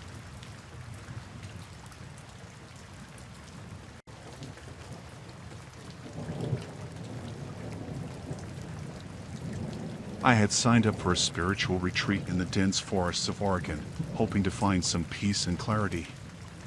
The retreat promised a week of meditation, nature walks, and self-discovery, and I was eager to escape the noise of everyday life. The first few days were everything I had hoped for. The setting was beautiful, the air crisp and fresh, and the other participants seemed friendly enough. We were a small group, about 10 of us, and our guide, Martin, was this calm, soft-spoken man who seemed to have all the answers. He led us through meditation sessions, guided us on hikes, and spoke about finding inner peace. But as the days went on, I started noticing little things that felt off. The way Martin and some of the others exchanged glances, the whispered conversations that stopped when I walked by, and the way they seemed to be keeping secrets. One evening, Martin announced that we would have a special ceremony in a clearing deep in the forest. He said it was a tradition of the retreat, something to help us connect with nature and each other. We gathered around a fire as the sun set, the sky turning dark. Martin began chanting in a language I didn't recognize, and the others joined in. I felt a knot of unease in my stomach. As the chanting grew louder, Martin produced a small vial of liquid and handed it to each of us, saying it would help us see the truth. I hesitated, but everyone else drank it without question. I pretended to drink mine and kept the liquid in my mouth, spitting it out when no one was looking. Almost immediately, the others began to act strange. Their eyes glazed over, and they moved in unison, like they were in a trance. Martin started talking about shedding our old selves and being reborn. He looked at me, and for a moment, I thought he knew I hadn't drunk the liquid. But then he turned his attention to the others, leading them in a strange dance around the fire. My heart pounded in my chest. I needed to get out of there. I slipped away, moving quietly through the trees. The forest was dark and disorienting, and I stumbled over roots and rocks. Behind me, I could still hear the chanting, growing fainter as I put more distance between us. I had no idea where I was going, just that I needed to get away. After what felt like hours, I found myself at the edge of a small creek. I followed it, hoping it would lead me to safety. My mind raced with thoughts of what I had seen. This wasn't just a retreat. It was something much darker. I had to warn the others, get help, but first, I needed to find my way out. I walked through the night, the forest seeming to close in around me. Every sound made me jump. I kept looking over my shoulder, convinced that Martin or one of the others would appear at any moment. Finally, as dawn broke, I saw a road through the trees. Relief washed over me, but I knew I wasn't safe yet. I followed the road until I came to a small town. Exhausted and dirty, I found a diner and stumbled inside. The waitress gave me a strange look but brought me a cup of coffee. I asked if there was a police station nearby, and she pointed me in the right direction. The officer on duty listened to my story with a skeptical expression but agreed to send someone to check it out. It took hours for them to find the clearing, and by then, it was empty. The fire was out, and there was no sign of Martin or the others. The officer looked at me like I was crazy, but I knew what I had seen. I knew they were out there, and that I had narrowly escaped something terrible. I left Oregon the next day, still shaken and unsure of what I had stumbled into. The experience haunted me, and I couldn't stop thinking about the others. What had happened to them? Were they still out there, or had they moved on to another unsuspecting group? I would never know for sure, but I was grateful to have escaped with my life. Since then, I've been more cautious about where I go and who I trust. The memory of that night in the forest is always with me, a reminder of how quickly things can go wrong. I don't know if I'll ever find the peace I was looking for, but I'm thankful just to be alive.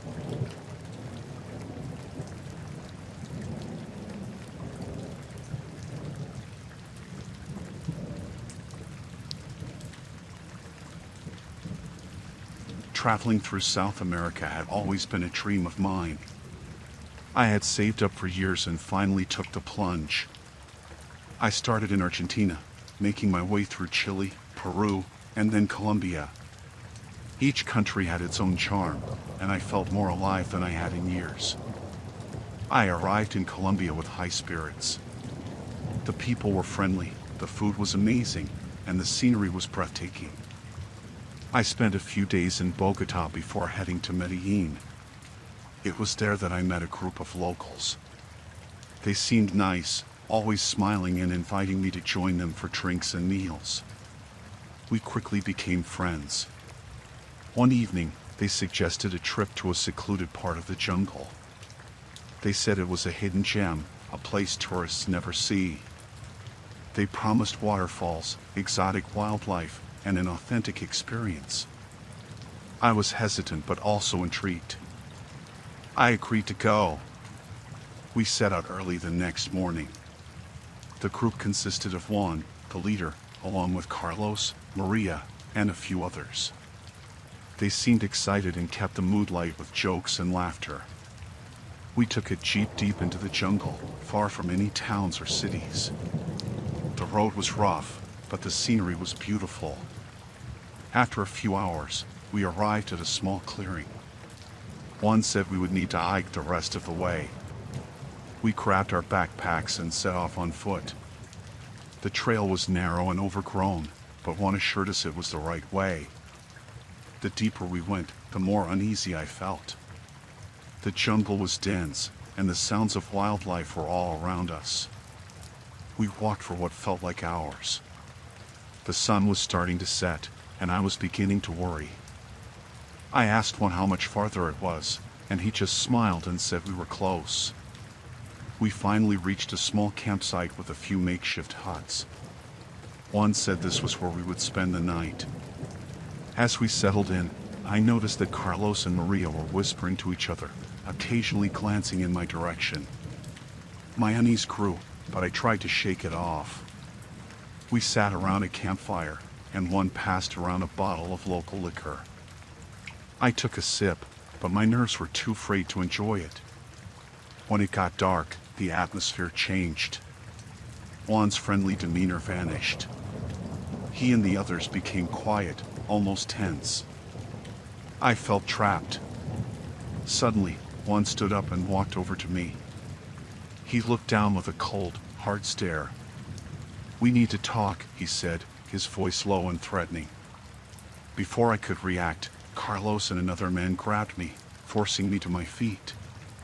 They dragged me to one of the huts and threw me inside. I hit the ground hard, the breath knocked out of me. They locked the door from the outside, leaving me in darkness. Panic set in. I banged on the door, shouting for help, but no one responded. I tried to think of a way out. The walls of the hut were thin, made of wooden planks. I started to kick at them, hoping to break through. After several tries, one of the planks gave way, creating a small hole. I squeezed through, scratching my arms and tearing my shirt. Once outside, I saw that the campfire was still burning, but the group was nowhere in sight. I needed to get away fast. I remembered the trail we took and decided to follow it back. I ran through the jungle, my heart pounding in my chest. The sounds of the night were deafening. I stumbled over roots and rocks, cutting my hands and knees. I heard voices behind me, shouting in Spanish. They were coming after me. I pushed myself harder, ignoring the pain and fear. I had to find the jeep and get out of there. The jungle seemed endless, but I kept going. Finally, I saw the clearing ahead. The jeep was still there, parked where we left it. I reached the jeep and yanked the door open. The keys were still in the ignition. I jumped in and started the engine, praying it would start. The jeep roared to life, and I floored the gas pedal, speeding down the dirt road. In the rearview mirror, I saw Juan and the others burst from the trees, shouting and waving their arms. They were too late. I drove as fast as I could, not daring to slow down until I was far away. When I finally reached a town, I went straight to the police. They took my statement and sent officers to the jungle, but I never found out what happened to Juan and his group. I left Colombia the next day, shaken but relieved to be alive. The experience haunts me to this day. I had trusted those people, thinking they were friends. It was a harsh lesson about trust and the dangers that can lurk behind friendly faces.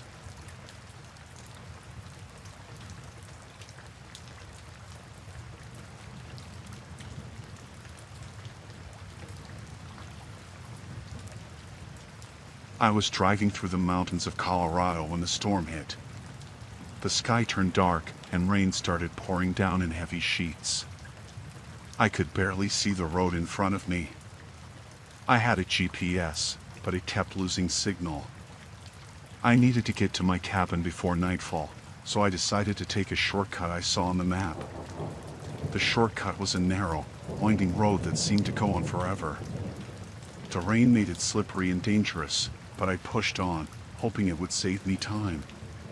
The trees on either side were thick and tall, blocking out what little light was left. It felt like I was driving into a tunnel of darkness. Suddenly, my car hit something, and I skidded to a stop. I got out to check and saw a fallen tree blocking the road. The rain was relentless, and I was drenched within seconds. There was no way around it, and I couldn't move the tree by myself. I was stranded. I decided to wait out the storm in the car, hoping someone would come by. I got back in, locked the doors, and tried to calm down. Hours passed, and the storm showed no sign of letting up. My phone had no signal, and the battery was running low. I felt completely isolated. As night fell, the rain finally started to ease. The darkness outside was complete, and the only light came from my car's interior. I was about to try and get some sleep when I saw movement outside. My heart skipped a beat. Someone was out there, watching me. I strained to see through the rain-streaked windows but could only make out a vague shape. It seemed to be moving closer. Panic set in, and I started the car, hoping to at least turn on the headlights to see better. The car wouldn't start. The battery was dead. The figure outside moved closer, and I could see it was a man. He was tall and wearing a dark coat, his face hidden in the shadows. He stopped a few feet from the car and just stood there, staring at me. I felt a chill run down my spine. I didn't know what he wanted, but I knew it wasn't good. I fumbled for my phone, hoping to use the flashlight as a weapon if needed. The man started tapping on the window, slowly at first, then harder. The sound was unnerving in the silence. I tried to shout at him to go away, but my voice was shaky and weak. He leaned closer to the window, and I could see his face. It was pale and twisted into a malicious grin. He mouthed something, but I couldn't make it out. I locked eyes with him, my mind racing with fear. I had to get out of there. I grabbed the door handle on the passenger side and threw it open, running into the dark forest. The rain had turned to a light drizzle, but the ground was muddy and difficult to navigate. I could hear him behind me, his footsteps heavy and determined. I ran as fast as I could, my breath coming in ragged gasps. The trees were thick, and I kept tripping over roots and branches. I didn't know where I was going, but I couldn't stop. I glanced back and saw his silhouette moving quickly, getting closer. I stumbled into a clearing and saw a small cabin in the distance. It was dark, but it was my only hope. I sprinted towards it, praying the door would be open. I reached it and turned the handle. It was unlocked. I rushed inside and slammed the door shut, locking it behind me. The cabin was old and dusty, with minimal furniture. I found a chair and wedged it under the doorknob, hoping it would hold. I tried to catch my breath, listening for any sign of a man. The only sound was the rain and my own heartbeat pounding in my ears. Minutes passed, then an hour. I started to relax, thinking maybe I had lost him. But then I heard it. The slow, deliberate sound of footsteps on the porch. He had found me. My heart raced again, and I looked around for something to defend myself with. There was an old fireplace poker in the corner. I grabbed it and stood ready. The doorknob rattled, and the door creaked as he pushed against it. The chair held, but I knew it wouldn't for long. He started pounding on the door, the wood splintering under the force. I backed away, holding the poker tightly, my hands shaking. The door burst open, and he stepped inside, his eyes locking onto mine. He didn't say a word, just smiled that same twisted smile. I swung the poker, but he caught it, wrenching it from my hands. He threw it aside and advanced on me. I backed into a corner, trapped. He reached out, and I closed my eyes, expecting the worst. Suddenly, I heard a shout from outside. The man turned, and I saw headlights through the broken door. Another car had pulled up, and someone was yelling. The man hesitated, then turned and ran out the back of the cabin. I stayed frozen in place until a man and woman entered, their flashlights sweeping the room. They saw me and rushed over, asking if I was okay. I could barely speak, just nodded. They called the police, and I finally felt a sense of relief wash over me. The authorities arrived and took my statement, but the man was long gone. They promised to search the area, but I knew he was already far away. I never found out who he was or why he was out there. I just knew I was lucky to be alive. That night changed me forever. I never take shortcuts, and I'd always make sure my car is in perfect condition before any trip. The memory of his twisted smile still haunts me, but I know I'll never let my guard down again.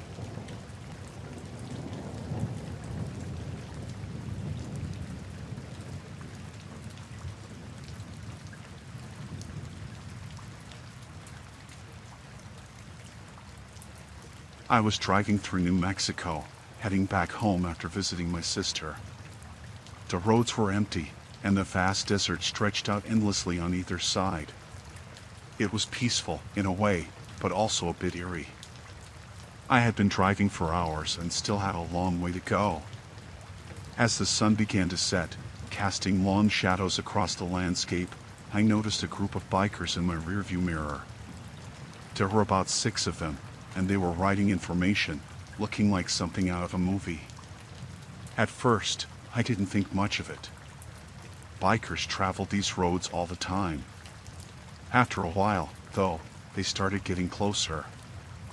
I could hear the roar of their engines growing louder. They spread out, some riding beside me, some behind. It felt like they were surrounding my car. I glanced over at one of the bikers and saw him staring right back at me, a smirk on his face. I felt a chill run down my spine. I tried to keep calm and focus on the road, but my hands were gripping the steering wheel so tight my knuckles were white. The bikers began to weave in and out of their formation, coming closer to my car. One of them revved his engine loudly, making me jump. I decided to speed up a little, hoping to put some distance between us. But they matched my speed easily.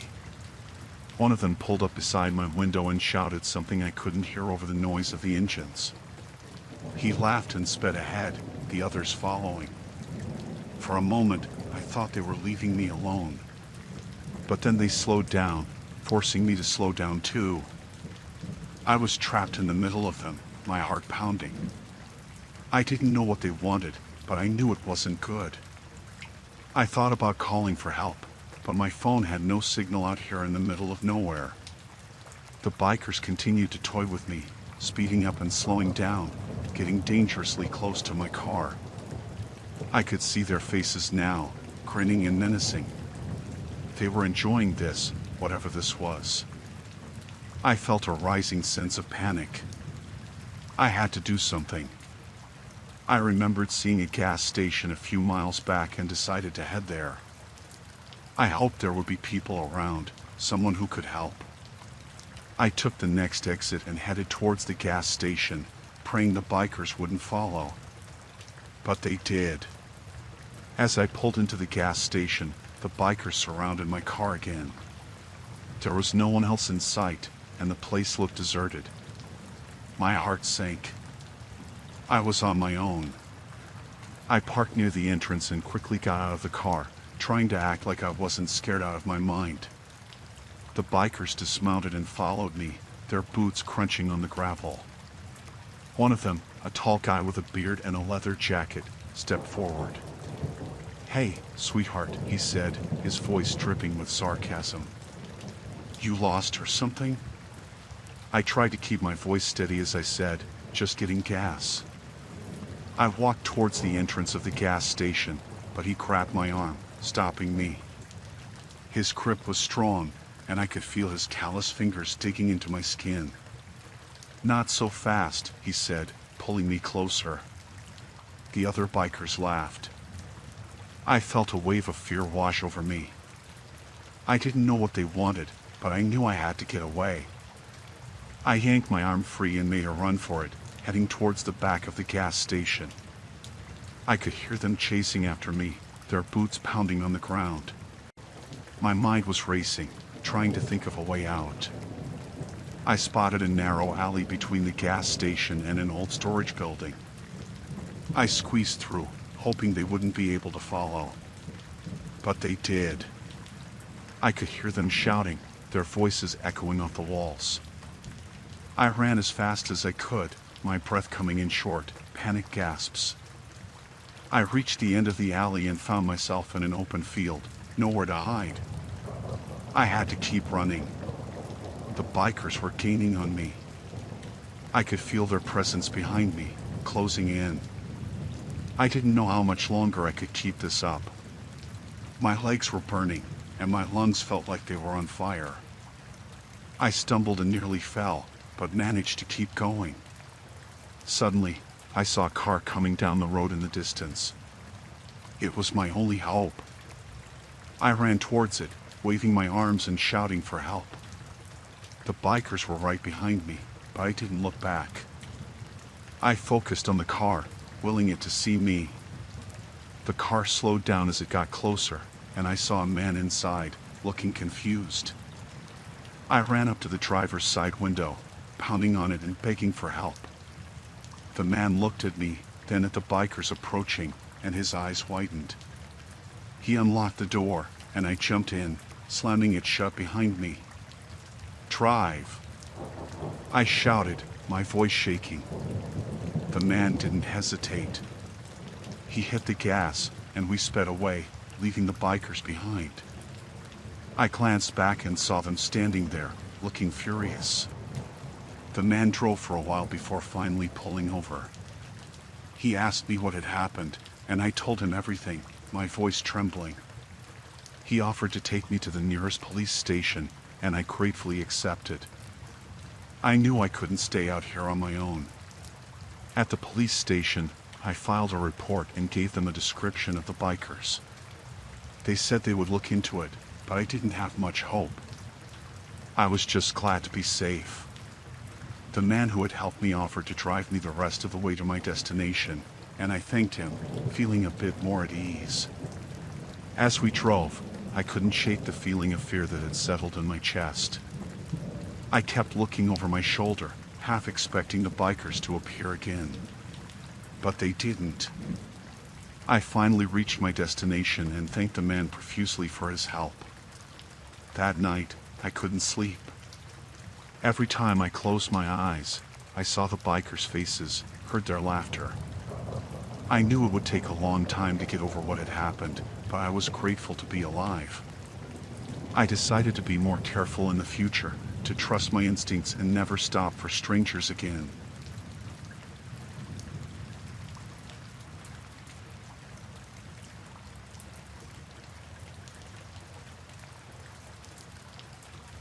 I was in my apartment, alone, during a citywide blackout caused by a raging storm. The darkness was suffocating, enveloping everything in its thick embrace. The only sound was the howling wind outside, rattling the windows and sending shivers down my spine. Suddenly, I heard it, the unmistakable sound of someone trying to break in. My heart skipped a beat, and I froze in terror, not knowing what to do. Panic surged through me as I realized I was completely vulnerable in the darkness. I had to think fast, to find a way to protect myself from whoever was trying to get inside. My mind raced with fear, trying to come up with a plan, but all I could think about was the impending danger. I groped around in the darkness, searching desperately for something, anything, that I could use as a weapon. My hands closed around a heavy lamp, and I clutched it tightly, ready to defend myself if the intruder managed to break through the door. The pounding on the door grew louder and more frantic, and I could hear the sound of splintering wood as they tried to force their way in. My heart pounded in my chest, and I felt like I was going to be sick with fear. But then, suddenly, the pounding stopped, and there was nothing but silence. I strained my ears, listening for any sign of movement, but there was nothing. It was as if the intruder had vanished into thin air. I stood there in the darkness, trembling with fear, unsure of what to do next. Should I call the police? Should I try to find a way out of the apartment? I didn't know, and the uncertainty only made my fear worse. Then, just as suddenly as it had stopped, the pounding started again, louder and more ferocious than before. My blood ran cold as I realized that whatever was on the other side of that door was not going to give up easily. I backed away from the door, clutching the lamp tightly in my trembling hands. I felt like a cornered animal, trapped and helpless in the face of impending danger. But then, just when I thought all hope was lost, I heard the sound of voices outside. Relief flooded through me as I realized that help had finally arrived. The police had come to rescue me from whatever nightmare I had found myself in. I rushed to the door, throwing it open and stumbling out into the hallway.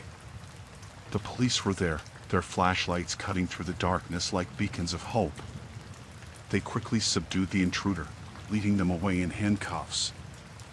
I stood there in the hallway, shaking with relief, grateful to be alive. It was over, the nightmare was finally over, and I was safe once again.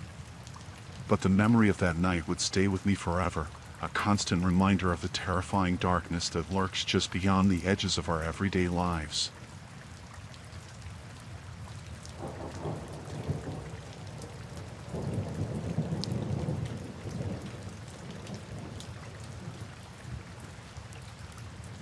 I had been working the graveyard shift at the diner for about 6 months. The hours were long and the pay wasn't great, but it was a job. The place was usually quiet at night, mostly truckers and night owls stopping by for a quick meal. I liked the solitude and the routine. It was a Tuesday night, around 2 a.m., when a group of 5 men walked in. They were loud, laughing and talking in hushed tones that made the hair on the back of my neck stand up. They looked out of place, dressed too nicely for our little diner. I put on my best smile and walked over to their table with a notepad. "Evening, gentlemen. What can I get for you?" I asked. They barely glanced at the menu. "Coffee, and keep it coming," one of them said. His voice was sharp, commanding. The others nodded in agreement. I poured their coffee and went back to the counter, keeping an eye on them. They seemed restless, looking around the diner as if expecting someone. The atmosphere felt tense, and I couldn't shake the feeling that something was off. As the night wore on, they started to get more aggressive.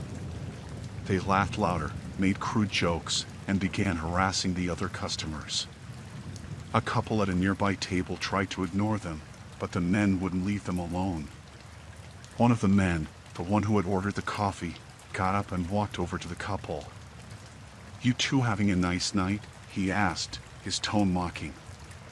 The couple looked uncomfortable, and the man put his arm around the woman, pulling her closer. I knew I had to do something. I walked over and tried to intervene. "Sir, I'm going to have to ask you to leave them alone," I said, trying to keep my voice steady. He turned to me, a cold smile on his face. "Or what?" he asked, taking a step closer. I could smell the alcohol on his breath. "Or I'll call the police," I said, hoping I sounded more confident than I felt. He laughed. "Go ahead. I'd love to see them try and do something about it." The other men at the table laughed too, egging him on. I backed away, my heart pounding. I went to the counter and picked up the phone, dialing 911. As the phone rang, I saw one of the men stand up and walk towards me. I turned away, hoping the police would answer quickly. 911, what's your emergency?" the operator said. I spoke quickly, trying to keep my voice low. "I'm at the diner on Route 5. There's a group of men here harassing customers. I need help." The man was getting closer. I turned to face him, holding the phone tightly. "Put the phone down," he said, his voice cold. I did as he said, my hands shaking.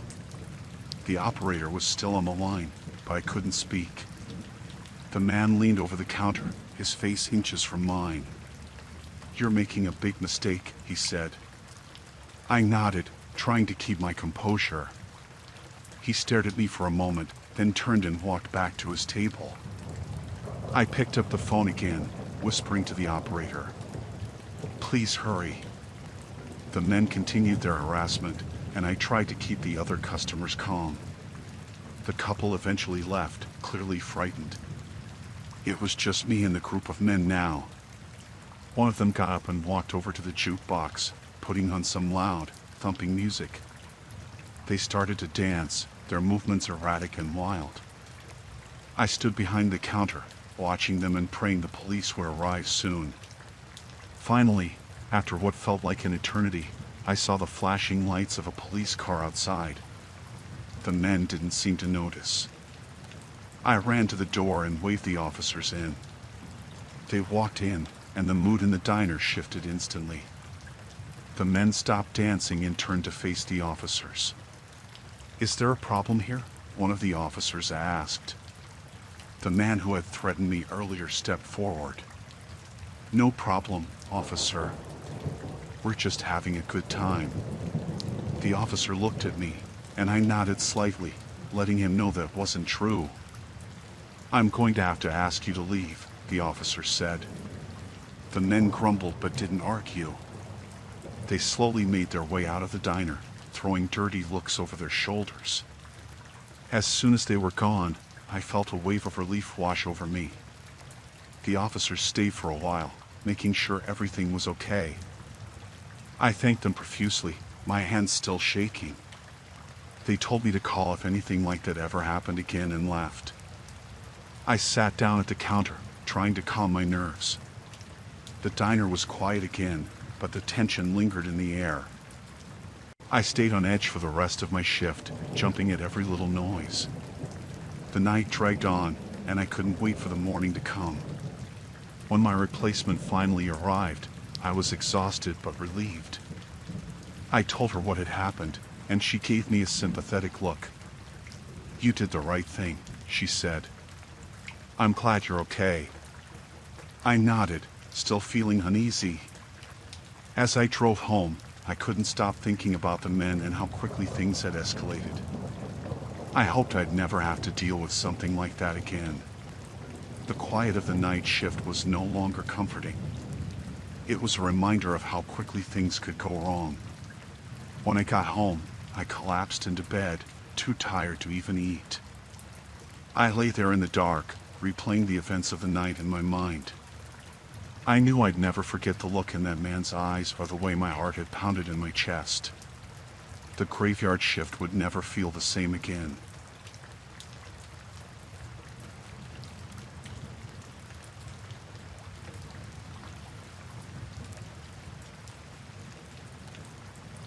I was cruising through the desert, just me and the open road stretching out before me. The sun beat down relentlessly, turning the landscape into a shimmering mirage. I hadn't seen another car for miles, so when I spotted a minivan pulled over on the side of the road, I figured they must be in trouble. I slowed down and pulled up behind them, rolling down my window to see if they needed help. A man stepped out from the driver's seat, waving me over with a grateful smile. He looked to be in his 40s, with a tired expression and a dusty hat pulled low over his eyes. As I approached, he explained that their minivan had broken down, leaving them stranded in the middle of nowhere. He gestured towards the vehicle, where a woman and 2 children sat waiting in the shade of a nearby rock. Without hesitation, I offered to help. I had a toolbox in the back of my truck, and I figured I could at least take a look and see if I could get their engine running again. The man thanked me profusely, relief evident in his voice. I popped the hood and got to work, tinkering with the engine while the family watched anxiously from the shade. It didn't take long for me to diagnose the problem, a loose wire that had come disconnected. I quickly fixed it and slammed the hood shut, wiping my hands on my jeans. The man was overjoyed, shaking my hand and thanking me again and again. He insisted that I join them for dinner as a way of saying thanks, and though I was hesitant at first, I eventually agreed. After all, it was the least I could do. We piled into their minivan and set off down the road, the sun sinking lower in the sky. As we drove, the man made small talk, asking me about my life and where I was headed. I answered politely, though I couldn't shake the feeling that something was off. We eventually arrived at their home, a rundown farmhouse nestled in the desert. It looked like something out of a horror movie, with peeling paint and broken windows. But I brushed off my unease, chalking it up to nerves. The man led me inside, where the smell of cooking food wafted through the air. The woman and children were waiting for us at the table, their smiles wide and welcoming. But as I took my seat, I couldn't shake the feeling that something was wrong. As we ate, the conversation turned to strange topics, things that didn't make sense in polite company. The man talked about his past, about how he had lost everything and had to start over from scratch. The woman and children sat in silence, their eyes fixed on me with an intensity that sent shivers down my spine. I tried to make excuses and leave, but the man insisted that I stay the night. He said it wasn't safe to drive in the dark, and that I could sleep on the couch until morning. Reluctantly, I agreed, though every fiber of my being screamed at me to get out while I still could. That night, I lay awake on the couch, the sound of the wind howling outside the only thing keeping me company. I couldn't shake the feeling that something was horribly wrong, that I was in danger. And then, in the dead of night, I heard it, the sound of footsteps creeping down the hallway towards me. My heart pounded in my chest as I sat up, straining to listen for any sign of danger. And that's when I saw them, the man, the woman, and the children, standing in the doorway, their eyes gleaming with malice. They were no longer the grateful family I had met on the side of the road. They were something else entirely, something dark and twisted. I knew I had to get out of there, to escape before it was too late. With a surge of adrenaline, I leaped off the couch and bolted for the door, ignoring their shouts and cries behind me. I sprinted through the darkness, the desert stretching out before me like an endless expanse of nothingness. I didn't stop until I reached my truck, panting and gasping for breath. With shaking hands, I fumbled for my keys and started the engine, tearing out of there as fast as I could. I didn't look back as I drove, the fear and adrenaline fueling my every move. And as the farmhouse disappeared in the rearview mirror, I knew that I had narrowly escaped the clutches of something unspeakably evil. But the memory of that night would haunt me forever, a reminder of the darkness that lurks in the most unexpected of places.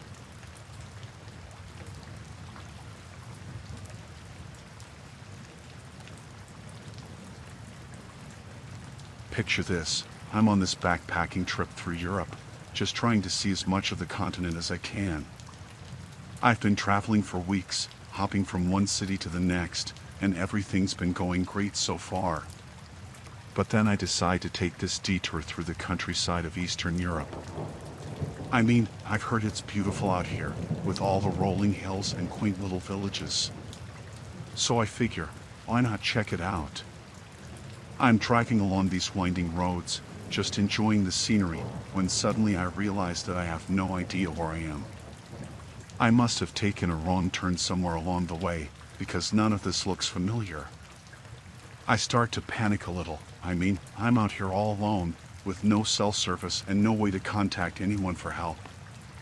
But then I see this village up ahead, nestled in a valley between the hills, and I figure maybe I can stop there and ask for directions. As I get closer, though, I start to get this weird feeling in the pit of my stomach. I mean, the village looks deserted, there's not a soul in sight, no cars parked on the streets, nothing. But I figure, what the hell, I've got nothing to lose, right? So I pull into the village square and park my car, and I get out to take a look around. The first thing I notice is how quiet it is. I mean, there's no birds chirping, no dogs barking, nothing. It's like the whole place is dead silent. I start walking down the street, calling out for anyone who might be around, but there's still no answer. It's like the village is completely abandoned, like everyone just up and left in the middle of the night. But then, just as I'm starting to get really creeped out, I hear this sound coming from one of the houses. It's like a faint scratching noise, like someone's trying to get out. I follow the sound to this old, rundown cottage at the edge of the village, and I can see that the door is cracked open just a little bit. I don't know why, but something compels me to go inside. I mean, I figure maybe someone's in trouble, and they need my help. So I push open the door and step inside, and that's when I see them, these people, huddled together in the corner of the room, their eyes wide with fear. I try to ask them what's wrong, but they just stare at me like I'm some kind of monster. And that's when I notice something else. There's this smell in the air, this sickly sweet smell that makes my stomach churn. I realize that something's not right here, that maybe I should get out while I still can. But before I can even turn around, I hear this voice behind me, low and menacing. I spin around, and there's this guy standing in the doorway, blocking my only way out. He's tall and lean, with this wild look in his eyes that makes my blood run cold. He starts talking to me, but I can't even make out what he's saying. It's like his words are coming from some other place, some other time, and all I can focus on is the fear twisting in my gut. I try to run, but he's faster than me, and before I know it, he's grabbed me by the arm and dragged me out of the cottage and into the street. I struggle against him, but he's too strong, and soon I'm surrounded by these other people, all of them staring at me with those same wide, terrified eyes. I realize then that I'm in serious trouble, that these people aren't going to let me go without a fight. And that's when I know I have to do something, anything, to get out of here alive. So I fight, with everything I've got, lashing out at my captors with fists and feet, screaming for help at the top of my lungs. And somehow, against all odds, I break free. I push past them and run as fast as I can, not stopping until I'm back at my car, with the engine running and the tires squealing as I peel out of that cursed village and back onto the open road. I don't know what happened to those people, or why they were so hell-bent on keeping me there. But I do know one thing: I'll never forget the terror of that day, the feeling of being hunted like an animal in the dead of night. And I'll never take another solo road trip through the countryside of Eastern Europe again.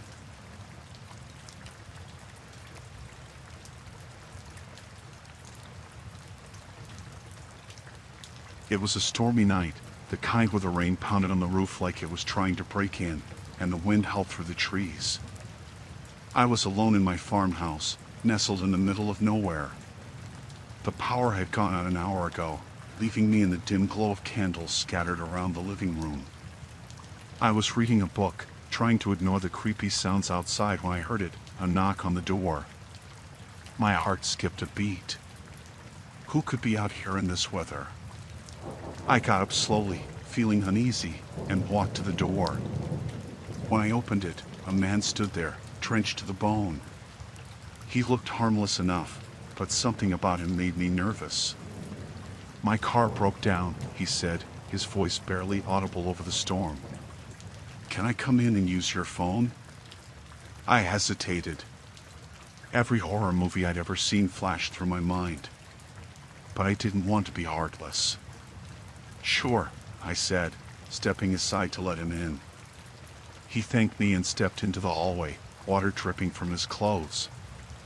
I pointed to the phone in the kitchen. "It's over there. Help yourself." He nodded and walked in that direction, and I followed him, trying to shake off the bad feeling in my gut. He picked up the phone and dialed a number. As he talked, I noticed him glancing around, taking in the details of my house. "Thanks for letting me in," he said, hanging up the phone. "My name's David, by the way." "Emma," I replied, still feeling uneasy. "Did you get through to someone?" "Yeah, my friend will be here in about an hour," he said. "Mind if I wait here?" I didn't like the idea, but what choice did I have? "Sure, make yourself comfortable," I said, trying to sound more at ease than I felt. He sat on the couch, and I offered him a towel, which he accepted gratefully. We made small talk for a bit. He seemed normal enough, but then he started saying things that set off alarm bells. "You've got a really nice place here," he said, looking around. "I've always liked old farmhouses like this. Your family must have had it for generations." My blood ran cold. How did he know that? "Yeah," I said cautiously. "It was my grandparents." He nodded, like he already knew. "I bet it has some interesting stories," he said, his eyes locking onto mine in a way that made me feel like he could see right through me.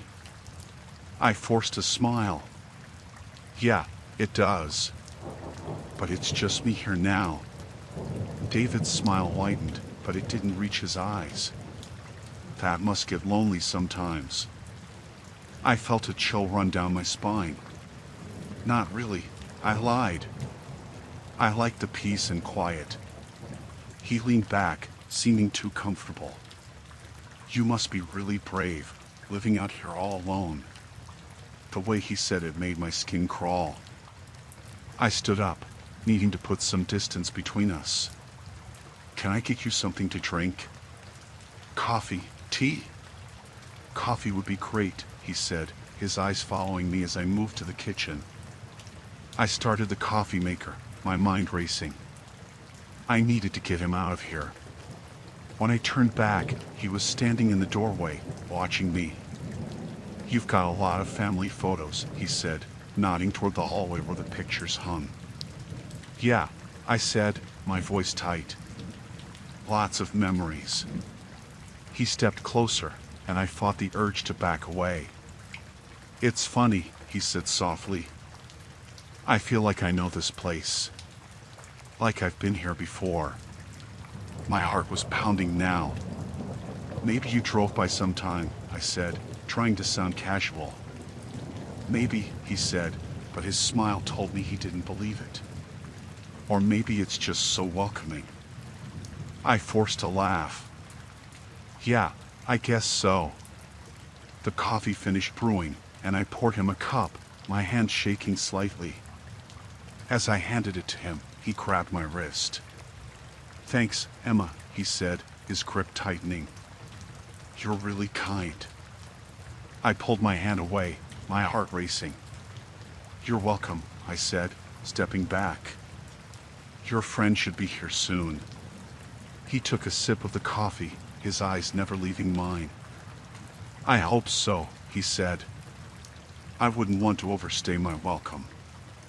I smiled, but inside I was panicking. I needed to get him out of here. You know, the storm's letting up, I said. Maybe you should wait outside, so you don't miss your friend. He didn't move. It's still pretty rough out there, he said. I'm sure you don't mind me staying a bit longer. I was running out of options. Actually, I do, I said, trying to sound firm. I'm really tired and need to get some sleep. He put down the coffee cup and stood up, his smile gone. That's too bad, he said, his voice low. I was hoping we could get to know each other better. Fear shot through me. Please, just go, I said, my voice shaking. He took a step toward me, and I backed up until I hit the counter. Emma, don't be like that, he said, his eyes cold. We were just starting to have fun. I grabbed a knife from the counter, holding it between us. Get out, I said, my voice steady now. He raised his hands, smirking. Okay. No need for that. He backed away slowly, his eyes never leaving mine. I followed him to the door, the knife still in my hand. Go, I said again. He opened the door and stepped outside, the rain still pouring down. I'll be seeing you, Emma, he said, his voice a chilling promise. I slammed the door and locked it, my hands trembling. I watched through the window as he walked away, disappearing into the night. I didn't sleep at all that night, too afraid he might come back. When morning finally came, I called the police and told them everything. They promised to keep an eye on the area, but I knew I wouldn't feel safe for a long time. That night changed everything. I wasn't just a farmer living in a quiet old house anymore. I was a survivor, and I would never let my guard down again.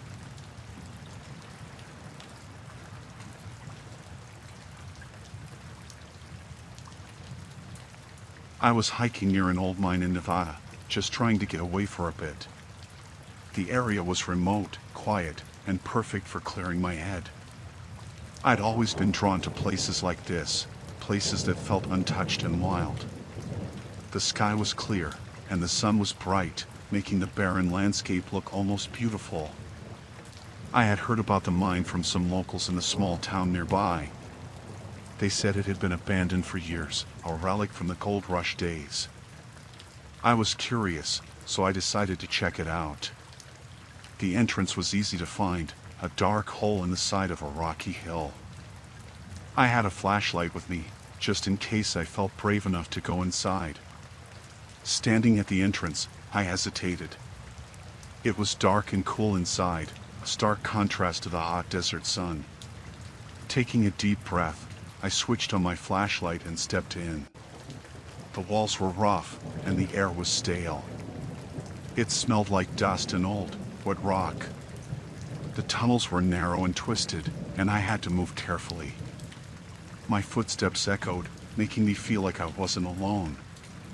I kept going, deeper into the mine, fascinated by how silent it was. After a while, I came across a wider area, a sort of open chamber. That's when I saw the first sign that something was wrong. There were supplies scattered around, canned food, water bottles, a sleeping bag. It looked like someone was living here. My heart started pounding. This wasn't just an abandoned mine. Someone had turned it into a hideout. I turned off my flashlight and stood still, listening. That's when I heard footsteps, coming from deeper in the mine. They were slow and deliberate, getting closer. I panicked and ducked behind a large rock, trying to make myself as small as possible. The footsteps stopped, and I held my breath, afraid to move. A man walked into the chamber. He was tall, with a rough beard and dirty clothes. He looked like he hadn't seen a shower in weeks. He carried a gun. I realized I was in serious danger. This wasn't just some homeless guy. He was hiding out for a reason. I needed to get out of there, but I couldn't let him see me. I waited until he turned and walked back the way he came.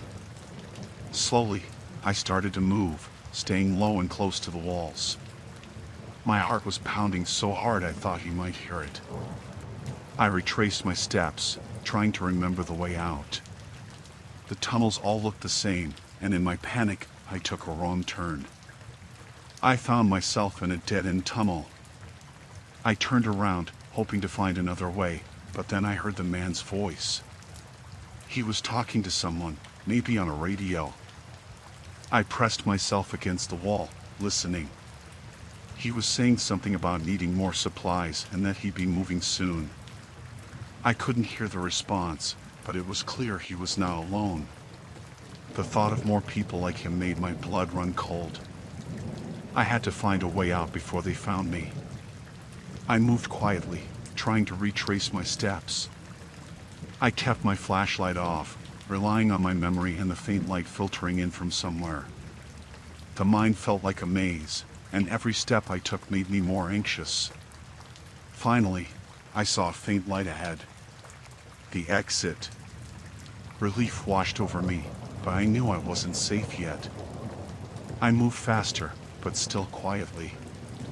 As I got closer to the exit, I heard the man's footsteps again, this time quicker, more urgent. He was coming back. I darted into a side tunnel, hoping he wouldn't see me. He passed by, muttering to himself. I waited until his footsteps faded, then made my move. I ran towards the exit, not caring about the noise anymore. I just needed to get out. Bursting into the sunlight felt like a rebirth. I didn't stop running until I was far from the mine. My heart was still racing, and my mind was spinning. I looked back, half expecting to see him following me, but there was no one there. I made my way back to town as quickly as I could. I found the local sheriff and told him everything. He listened, his face growing serious. He said they had been looking for a fugitive in the area, a dangerous man wanted for several crimes. They organized a search team and went to the mine, but by the time they got there, the man was gone. He had left behind his supplies, but there was no sign of him. The sheriff thanked me for the information and told me to stay out of the area for my own safety. The experience shook me. I had always loved exploring, but now I was more cautious. The memory of that dark mine and the man with the gun stayed with me. I knew I had been lucky to escape. From then on, I made sure to tell someone where I was going and always carried a phone with me. Exploring was still a passion of mine, but I respected the dangers more. The world is full of hidden places, and not all of them are safe. I learned that the hard way. But I was alive, and that was what mattered.